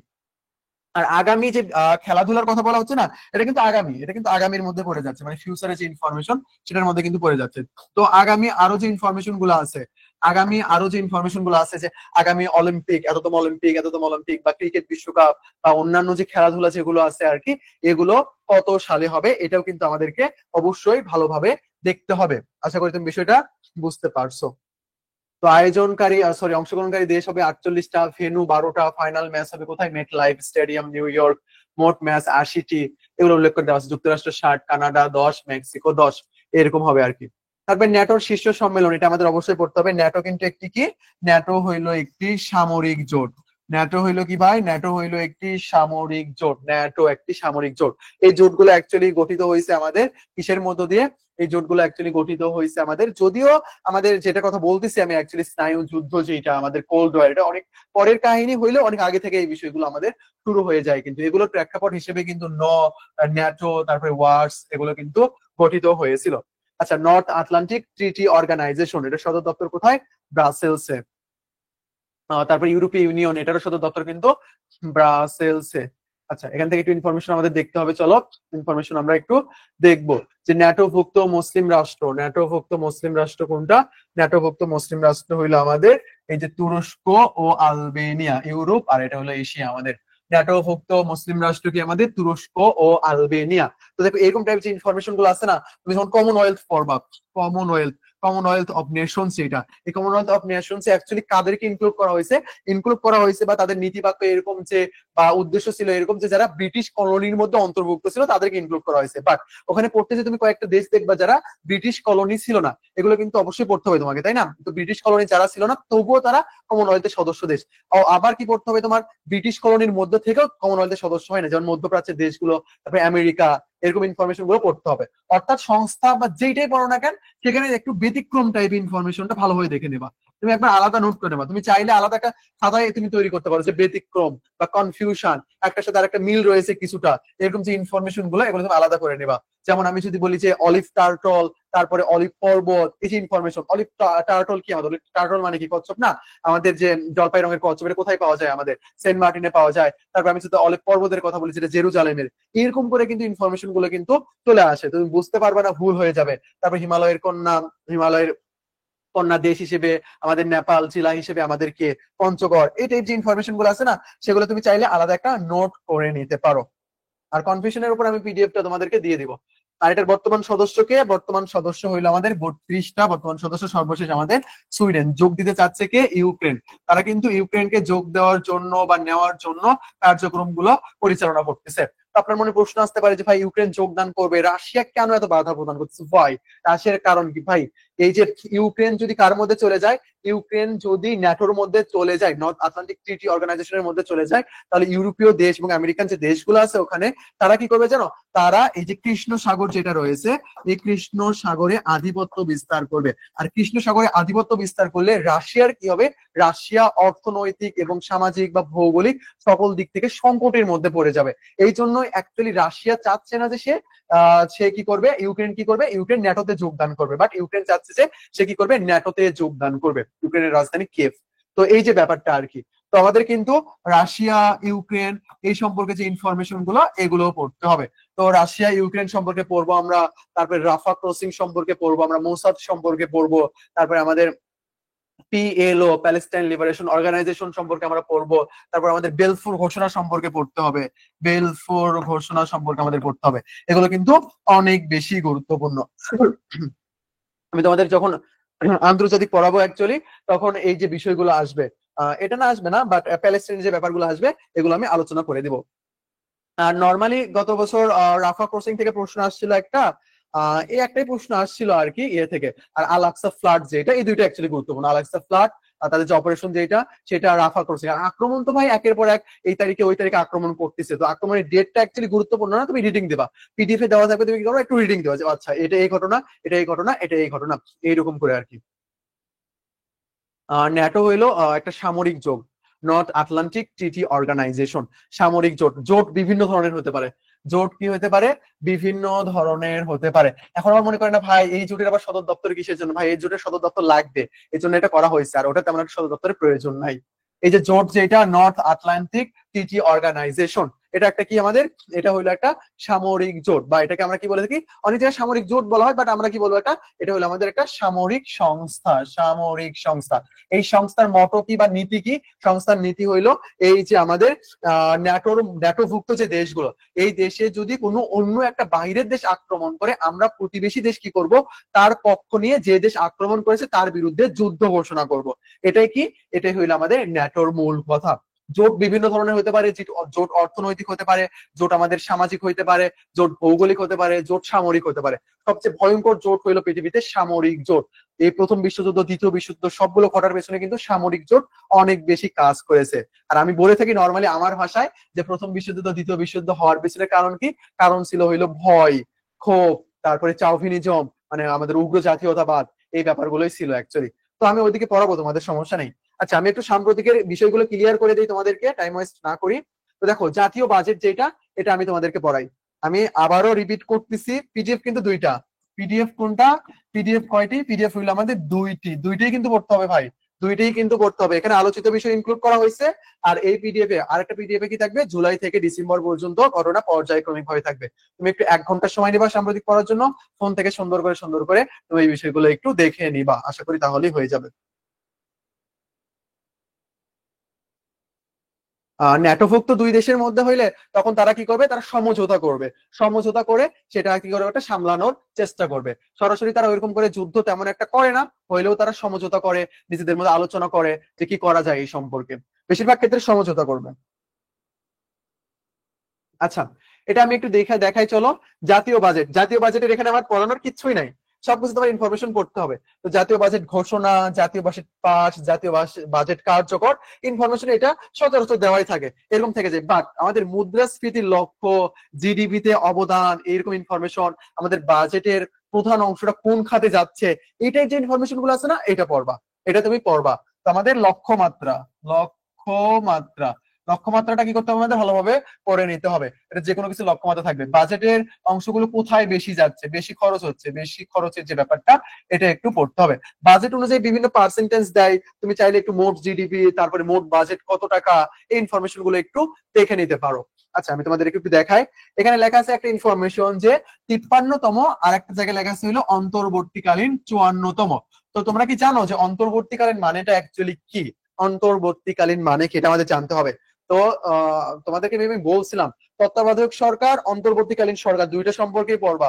সংবিধানের কত নং অনুচ্ছেদ দ্বারা তত্ত্বাবধায়ক সরকার আনা হয়েছিল, কত নং অনুচ্ছেদ দ্বারা বিলুপ্ত করা হয়েছিল, ত্রয়োদশ পঞ্চদশ, দুইটাই ভালোভাবে দেখে নেওয়া। পঞ্চদশের মধ্যে অনেক সংশোধন করা হয়েছিল, পিডিএফ এ সুন্দর করে দেওয়া আছে, সব ইনফরমেশন দেখে দেবো। আমি আগামীকাল তোমাদেরকে আবার দেখাই দেবো এটা।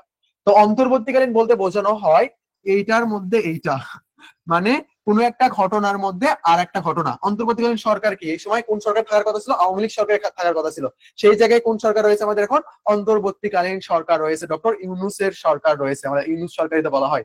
বাট ব্যাপারটা কি হয়ে গেছে, ওই যে কি একটা পেজ আছে না, এর চরম মূল্য দিতে হবে ইউসুফ সরকার, ভাই এটা দেখতে দেখতে ভুলে ইউসুফ হয়ে যায়, মানে বাজে একটা অবস্থা হয়ে গেছে এটা।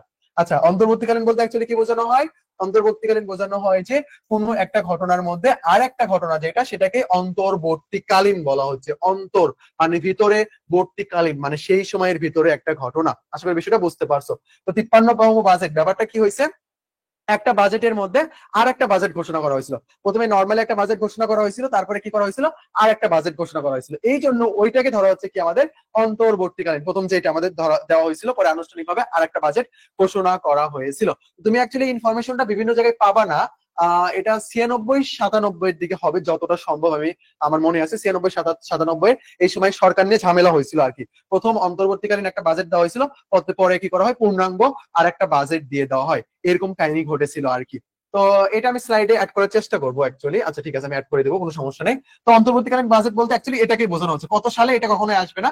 আমার যেটা বোঝানোর দরকার তোমাকে সেটা আমি বোঝাই দিচ্ছি, যে অন্তর্বর্তীকালীন বাজেট মানে কি, যে একটা বাজেটের মধ্যে আর একটা বাজেট পেশ করা। ধরো প্রথমে কি করা হয়েছে, নর্মাল একটা বাজেট ঘোষণা করা হয়েছে, পরে পূর্ণাঙ্গ করা হয়েছে। না হলে ধরো যে প্রথমে একটা করা হয়েছে, বাট ওই বাজেট দ্বারা কি দেখা যাচ্ছে সীমাবদ্ধতা রয়েছে, সেই জন্য কি করা হবে, আর একটা বাজেট ঘোষণা করা হবে, সেটা কি হবে, অন্তর্বর্তীকালীন। অর্থাৎ একই সময়ে দুইটা বাজেটের যে ঘোষণা, এটাই হবে কি আমাদের অন্তর্বর্তীকালীন। এই জন্য অন্তর্বর্তীকালীন সহ উল্লেখ করলে আমাদের কি হবে, 54তম হবে। আশা করি বিষয়টা বুঝতে পারছো। আর অন্তর্বর্তীকালীন সম্পর্কে অবশ্যই ভালোভাবে পড়তে হবে, কিন্তু এটা আমরা আরো ভালোভাবে দেখে নিব, অন্তর্বর্তীকালীন সরকারের যেটা। তো বাজেট ঘোষণা, তারপরে আমাদের কি বাজেট পাস, বাজেট কার্যকর, মোট বাজেট, রাজস্ব আয় লক্ষ্যমাত্রা, মোট জিডিপি, বার্ষিক উন্নয়ন কর্মসূচিতে বরাদ্দ, এডিপি যেটা, এটা কত এডিপি কিন্তু আমাদের এর মধ্যে অন্তর্ভুক্ত। তারপরে জিডিপি প্রবৃদ্ধির লক্ষ্যমাত্রা, মুদ্রাস্ফীতির লক্ষ্যমাত্রা হয়েছে ধরা হয়েছে। তো দেখো ভাই, মুদ্রাস্ফীতির লক্ষ্যমাত্রা বা ব্যাংক কখনো টাকা ছাপালে, তোমরা যারা জানো না আর কি ইকোনমিক্স নিয়ে তেমন একটা, হুদায় লাফালাফি করে, এটা কিন্তু অ্যাকচুয়ালি ঠিক না। বিভিন্ন সময় ব্যাংক কি করে জানো, অতিরিক্ত টাকা ছাপায় তাদেরকে, টাকার যে ঘাটতিটা এটা অ্যাকচুয়ালি পূরণ করার জন্য। টাকা তো বেশিরভাগ বাইরের দেশে পাচারই হয়ে যায়, তো ঘাটতি পূরণ হওয়ার বিভিন্ন অনেক কাজ থাকে অ্যাকচুয়ালি অর্থনৈতিক রিলেটেড। তো এগুলো অ্যাকচুয়ালি করার জন্যই তারা কি করে, টাকা ছাপায়, তারপরে মুদ্রাস্ফীতি নির্দিষ্ট একটা লক্ষ্যমাত্রা দিয়ে দেয়, এরকম তারা এই বিষয়গুলো করে আর কি। তো এখান থেকে এই ইনফরমেশন গুলো তোমার ভালোভাবে জানলেই হয়ে যাবে, আর বেশি কোনো কিছু এখান থেকে লাগতেছে না। কিছু ইনফরমেশন আছে আরো, সেটা আমি কি করব, আরো পিডিএফ যেটা রয়েছে সেখানে আমি তোমাদেরকে দিয়ে দিব। তো দেখো আমি একটু আবার একটু অ্যাড করি, অ্যাড করে আমি আবার আমাদের যে প্রথম পিডিএফ তোমাদেরকে যেটা দিয়েছিলাম সেটাতে একটু যাবো আর কি, সেটা কিভাবে পড়তে হবে সেটা একটু দেখাই। ছবি বি প্লাস ডি আমি তোমাদেরকে বলে দিয়েছি, ছবি বি প্লাস ডি যেটা, ছবি বি প্লাস ডি আমাদের গুগল মিট প্রিমিয়াম অ্যাপে ক্লাস হবে। ছবি বি প্লাস ডি যেটা, এটা একদম ফাউন্ডেশন। ছবির জন্য তোমার যা যা লাগবে সবকিছু একেবারে ভালোভাবে পড়ানো হবে। ডিটেলস জানার জন্য এই যে হোয়াটসঅ্যাপ নাম্বার রয়েছে, এই হোয়াটসঅ্যাপ নাম্বারে নক দিবা, তাহলেই হয়ে যাবে। বুঝতে পারছো? আচ্ছা ঠিক আছে, আমার হাতটা একবারে ইয়ে হয়ে গেছে আর কি। আচ্ছা থাক, কেয়ার করার। আচ্ছা তারপরে দেখাই চলো তোমাদেরকে। আর রাবি, রাবি এ প্লাস বি ফাউন্ডেশন, রাবির জন্য তোমার যা যা লাগবে, রাবি এ প্লাস বি ফাউন্ডেশন, এটা অনেক সুন্দর করে তোমাদেরকে পড়ানো হবে। ডিটেলস জানার জন্য এই যে হোয়াটসঅ্যাপ নাম্বারটা রয়েছে, এই হোয়াটসঅ্যাপ নাম্বারে তোমরা নক দিবা, তাহলেই হয়ে যাবে। আর আমাদের যে বৈশিষ্ট্যগুলো এগুলো আশা করি তোমার বলতে হবে না। তো আমি একটু জাস্ট এখানে বলি, দেখো Bangla, English, GK, math, ICT সবকিছুর উপরে কিন্তু ক্লাস নেওয়া হবে। তারপরে রাবি ছবি কম্বাইন্ড ব্যাচ রয়েছে এখানে, রাবি ছবির জন্য যা যা লাগবে সবকিছু তোমাকে এখানে করানো হবে। তারপরে ফুল কোর্স রয়েছে যেটা একবারে সবগুলোর জন্যই প্রযোজ্য। তারপরে জাবি বি প্লাস সি রয়েছে। তো দেখো এখানে তোমরা যারা ব্যাচের স্টুডেন্ট আছো, ফাউন্ডেশন করছে যারা, ফার্স্ট টাইমের ফাউন্ডেশন, সেকেন্ড টাইমের ফাউন্ডেশন, যারা ফাউন্ডেশন ব্যাচের স্টুডেন্ট আছো অ্যাকচুয়ালি তোমাদের কিন্তু এগুলো কোর্সে ভর্তি হইতে হবে না, তোমরা এগুলোতে ফ্রি অ্যাক্সেস পাবা। যারা নতুন রয়েছে তাদের কি করতে হবে, এখানে এনরোল করে ভর্তি হইতে হবে। আর এখানে তোমরা অনেক ইনফরমেশন পাবা, যা যা লাগবে যা কিছু সবকিছু পেয়ে যাবে ইনশাল্লাহ, কোনো সমস্যা নেই। তো আমি আমার দ্বিতীয় পিডিএফ যেটা রয়েছে এটা একটু ওপেন করব, এটা একটু আমি তোমাদেরকে দেখাবো যে এখান থেকে তুমি অ্যাকচুয়ালি কি কি পাবো, কারণ এখানে প্রচুর পরিমাণে ইনফরমেশন দেওয়া থাকবে, প্রচুর পরিমাণে ইনফরমেশন দেওয়া থাকবে। তোমার অ্যাকচুয়ালি কোনটা পড়া প্রয়োজন, কোনটা পড়তে হবে, এই বিষয়টাই আমি তোমাদেরকে দেখাবো এখানে। আশা করি তুমি বিষয়টা বুঝতে পারছো। আচ্ছা চলো আমি তোমাদেরকে দেখাচ্ছি।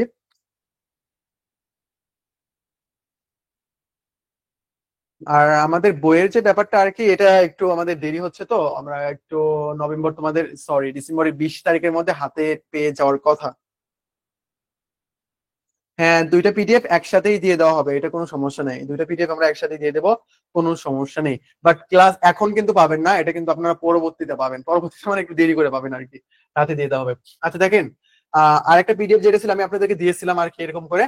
দেখেন এখানে কিছু কিন্তু ইনফরমেশন দেওয়া আছে, এখানে অনেক ইনফরমেশন দেওয়া আছে, এগুলো একটু রিডিং করে নেবেন। ইউনিয়ন পরিষদের সচিব যে বর্তমান নাম কি, আমাদের ইউনিয়ন পরিষদের প্রশাসনিক কর্মকর্তা, বিশ্বের পঞ্চম দূষিত নদী বুড়িগঙ্গা, বাংলাদেশের মৎস্য গবেষণা ইনস্টিটিউটের প্রথম নারী মহাপরিচালককে আমাদের মোহনেসা বেগম তনু, তার প্রথমবারের মতো ল্যান্ডলর্ড পোর্টে যুক্ত হয়েছে। তারপরে মুক্তিযুদ্ধ সংক্রান্ত যে ইনফরমেশন যেগুলো আপডেট, এগুলো যা যা আছে সবকিছু এখানে দিয়ে দেওয়া হবে। তারপর আমাদের খুলনা মোংলা রেলপথ বাণিজ্যিকভাবে রেল চলাচল শুরু হয় 1 জুন 2024। তারপরে ময়না চলচ্চিত্র, কান চলচ্চিত্র পুরস্কার, এগুলো কিন্তু অবশ্যই পড়তে হবে। তারপরে পাসপোর্ট সূচক, শান্তি সূচক, যা যা আছে সবকিছু তোমাদের কিন্তু এগুলো পড়তে হবে। তারপরে দেখো এখানে এফডিআই যেটা, বিশ্বের স্বল্পোন্নত দেশগুলোর মধ্যে ফরেন ডিরেক্ট ইনভেস্টমেন্টের মধ্যে বাংলাদেশের অবস্থান কোথায়, তৃতীয়তে কিন্তু বাংলাদেশ অবস্থান করতেছে। বাংলাদেশের ঘাটতি সবচেয়ে কিন্তু চীনের সাথে। আগে আমাদের কোন দেশের সাথে ঘাটতি ছিল, আগে কিন্তু আমাদের ছিল হইলো ভারতের সাথে। ভারতের সাথে ঘাটতি হওয়ার পরে আমরা কি করছিলাম, তাদের পণ্যগুলো বয়কট করা শুরু করে দিয়েছিলাম। এখন আমরা দেখতেছি কি আমাদের বাণিজ্যিক ঘাটতি হইলো কিন্তু চীনের সাথে। তারপরে রাশিয়ার সংবাদ সংস্থা তাসের কোন সাংবাদিক মহাকাশে 1000 দিন থাকার রেকর্ড গড়েন, ওয়েলাক, কি নাম ভাই এটা, কোনে ননকো। তারপরে দেখেন এখানে রাশিয়ার সীমান্ত রক্ষী বাহিনীর নাম কি, ফেডারেল সিকিউরিটি সার্ভিস। তারপর অর্থনীতিবিদরা ভিয়েতনামকে দ্য নেক্সট এশিয়ান টাইগার হিসেবে উল্লেখ করেছে। চীন প্রথম, বিশ্বের প্রথম কৃত্রিম বুদ্ধিমত্তার এআই যেটা কি ভার্চুয়ালি হাসপাতাল দিয়েছে, তার নাম হলো কি এজেন্ট হাসপাতাল। এরকম ইনফরমেশন দেখো অনেক দেওয়া আছে কিন্তু। তুমি প্রথম পিডিএফ দেখে হয়তো ভাবতে পারো যে ভাই সাম্প্রতিক এটা পড়লে কি হয়েছে, ভাই ইম্পর্টেন্ট, এগুলো থেকে প্রশ্নের সম্ভাবনা অনেক বেশি রয়েছে। বাকি এই যে এগুলো আছে। ওখান থেকে মিস গেলেও এখান থেকে মিস যাবে না, এটা অসম্ভব, মিস যাওয়া একেবারে অসম্ভব। ইনশাআল্লাহ, ইনশাআল্লাহ। আচ্ছা, তবে যুক্তরাষ্ট্রে গুপ্তচর বৃত্তির অভিযোগে দোষী সাব্যস্ত অস্ট্রেলিয়ান নাগরিক জুলিয়ান আসাঞ্জের বিচার হয় কোথায়? প্রশান্ত মহাসাগরের দ্বীপ সাইপানে। তা বিশ্বের প্রথমবারের মতো গবাদি পশুর উপরও ট্যাক্স আরোপ করেছে কে? ডেনমার্ক। ভারতের লোকসভায় বিরোধী দল নেতা হিসেবে নির্বাচিত হন কে? কংগ্রেস নেতা রাহুল গান্ধী। ভারত থেকে ইনফরমেশন এগুলো আসবে না অ্যাকচুয়ালি, এগুলো কি আসবে না। হ্যাঁ, এটা দেওয়া হয়েছে, এই পিডিএফ দেওয়া হয়েছে, আমি তো জানি এটা দেওয়া হয়েছে, আমি দেখাচ্ছি তোমাদেরকে যে কিভাবে তোমরা পড়বা অ্যাকচুয়ালি। এটা পর্ব এক মানে কি পিডিএফ পার্ট 1, জুনের পর্ব দেওয়া আছে। June, July, August, September, October, November, December যাবতীয় যা ইনফরমেশন সেগুলো সব এটা দিয়ে দেওয়া হবে। তারপরে এই যে আমাদের নাগাপালি সমুদ্র সৈকত মিয়ানমারে অবস্থিত, ইউরোপীয় কাউন্সিলের নতুন প্রেসিডেন্ট নির্বাচন হয়ে গেছে অ্যান্টনিও কাস্তা। ইউরোপীয় কাউন্সিল এটা অ্যাকচুয়ালি কি? ইউরোপীয় কাউন্সিল এটা কিন্তু আমাদের ইউরোপীয় ইউনিয়নের মধ্যে অন্তর্ভুক্ত, ইউরোপীয় কাউন্সিল। তারপর দেখো 20 জুন 2024 এশিয়ার মুসলিম দেশ হিসেবে হিজাব ও ঈদের ঈদের ছুটি নিষিদ্ধ করছে তাজিকিস্তান, ধরে থাবড়ানো উচিত এদেরকে। তারপরে দেখো এখানে ইয়ামাম টেরিজম ইউনিট, ইসরায়েলের হলো স্পেশাল ফোর্স। দেখো ইসরায়েলের স্পেশাল ফোর্স, এটা আমাদেরকে ইয়ামাম টেরিজম ইউনিট। সম্প্রতি ভারতের মানব শরীরে শনাক্ত হওয়া ব্লাড ফ্লুর ধরনের নাম কি? A H H9N2। তারপর টি-20 ক্রিকেট ইতিহাসে প্রথম বোলার হিসেবে টানা 2 ম্যাচে হ্যাটট্রিক করেন অস্ট্রেলিয়ার পেসার প্যাট কামিন্স। এই যে ইনফরমেশন গুলো আছে সব তুমি ভালোভাবে পড়বা, সব ভালোভাবে পড়বা এখান থেকে। দেখো আইএলওর উদ্যোগে যে অনুষ্ঠান হয়েছে আর কি, 73তম সদস্য দেশ হিসেবে বাংলাদেশ জোটটিতে অংশগ্রহণ করেছে। 6 জুন জাতিসংঘের অর্থনৈতিক ও সামাজিক পরিষদ, যে এই ইকোসোক, এটাকে কি বলা হয়? ইকোসোককে কিন্তু বলা হয় ইউএন ফ্যামিলি। এটা কিন্তু তার কি অর্গানাইজেশন এটা? তার হইলো এটা অর্গান জাতিসংঘের অর্গান বলা হয় আর কি এগুলোকে।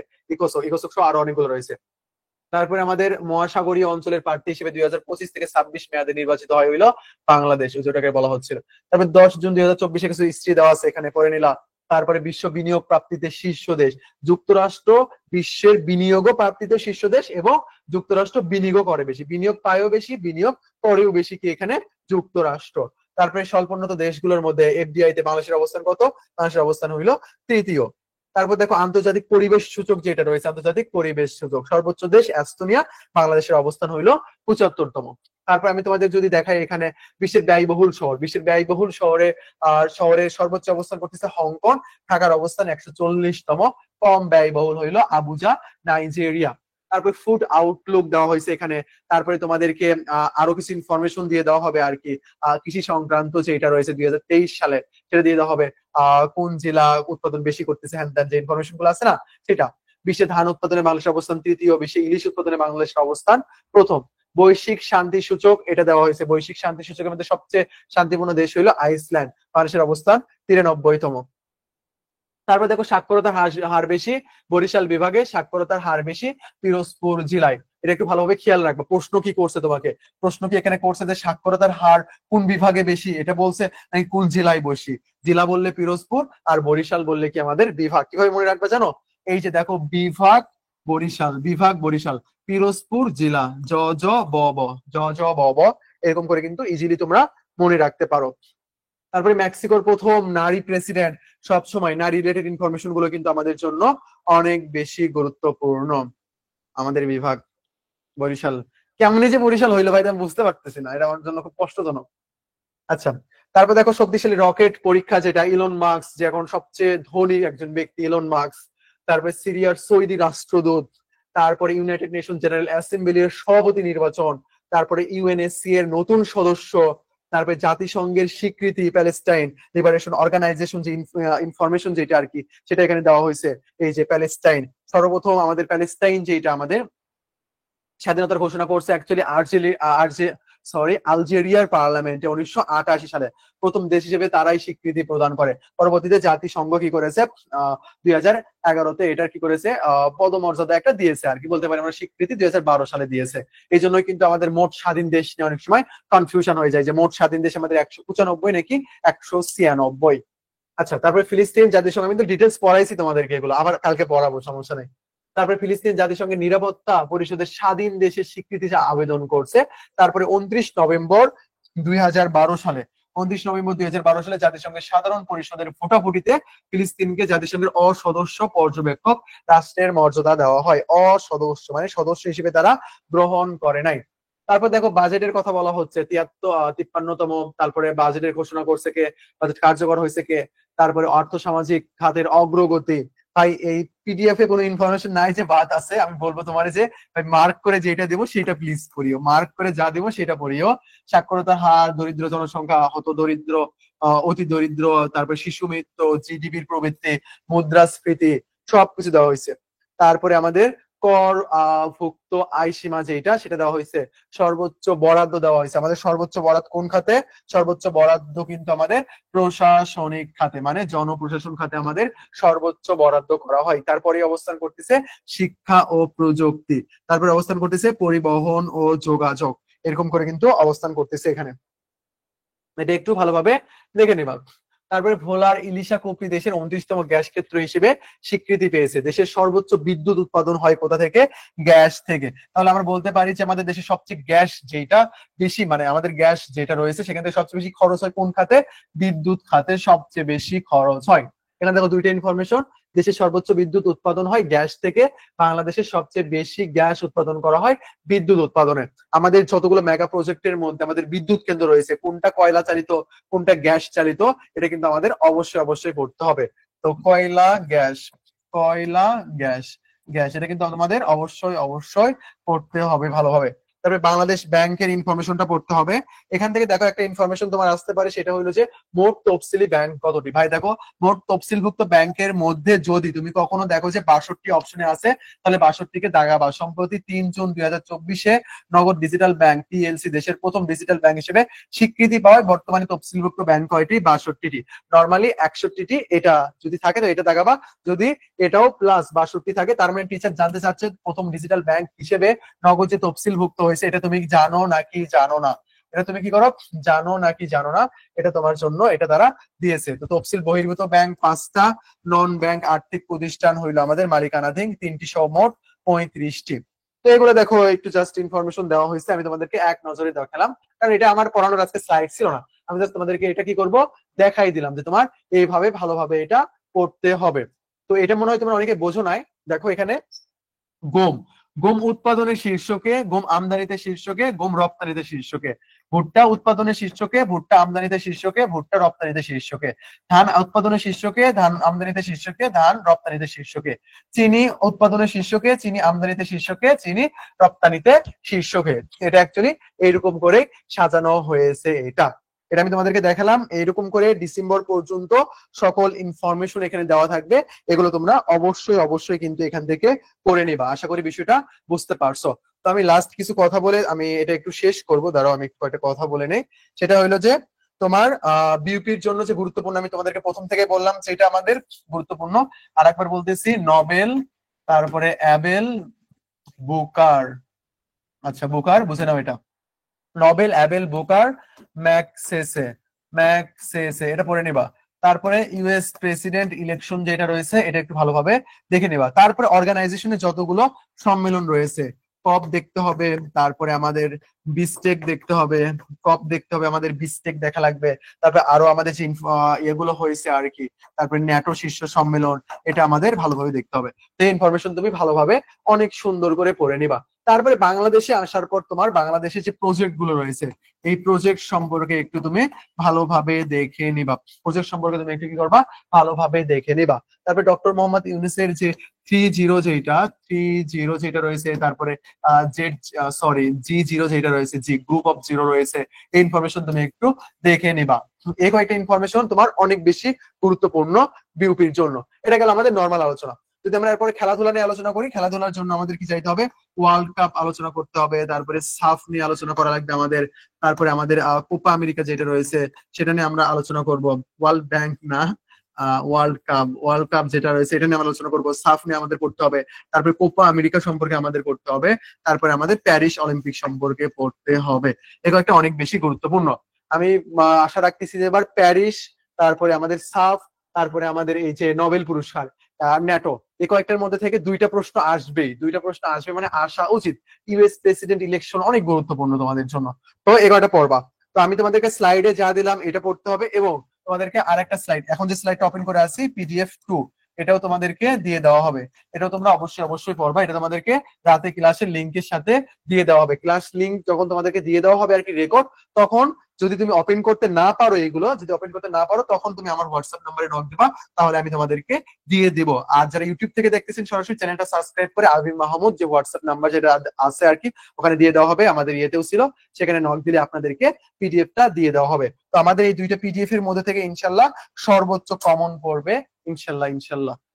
আচ্ছা, এ পর্যন্ত মেইনলি আলোচনা ছিল। আমি আমি ক্লাসটা শেষ করে দিব আর কি। এখন আমি রেকর্ডটা শেষ করতেছি।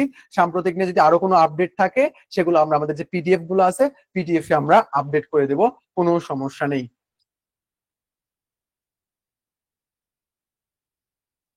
আমি রেকর্ডিংটা স্টপ করে দিচ্ছি।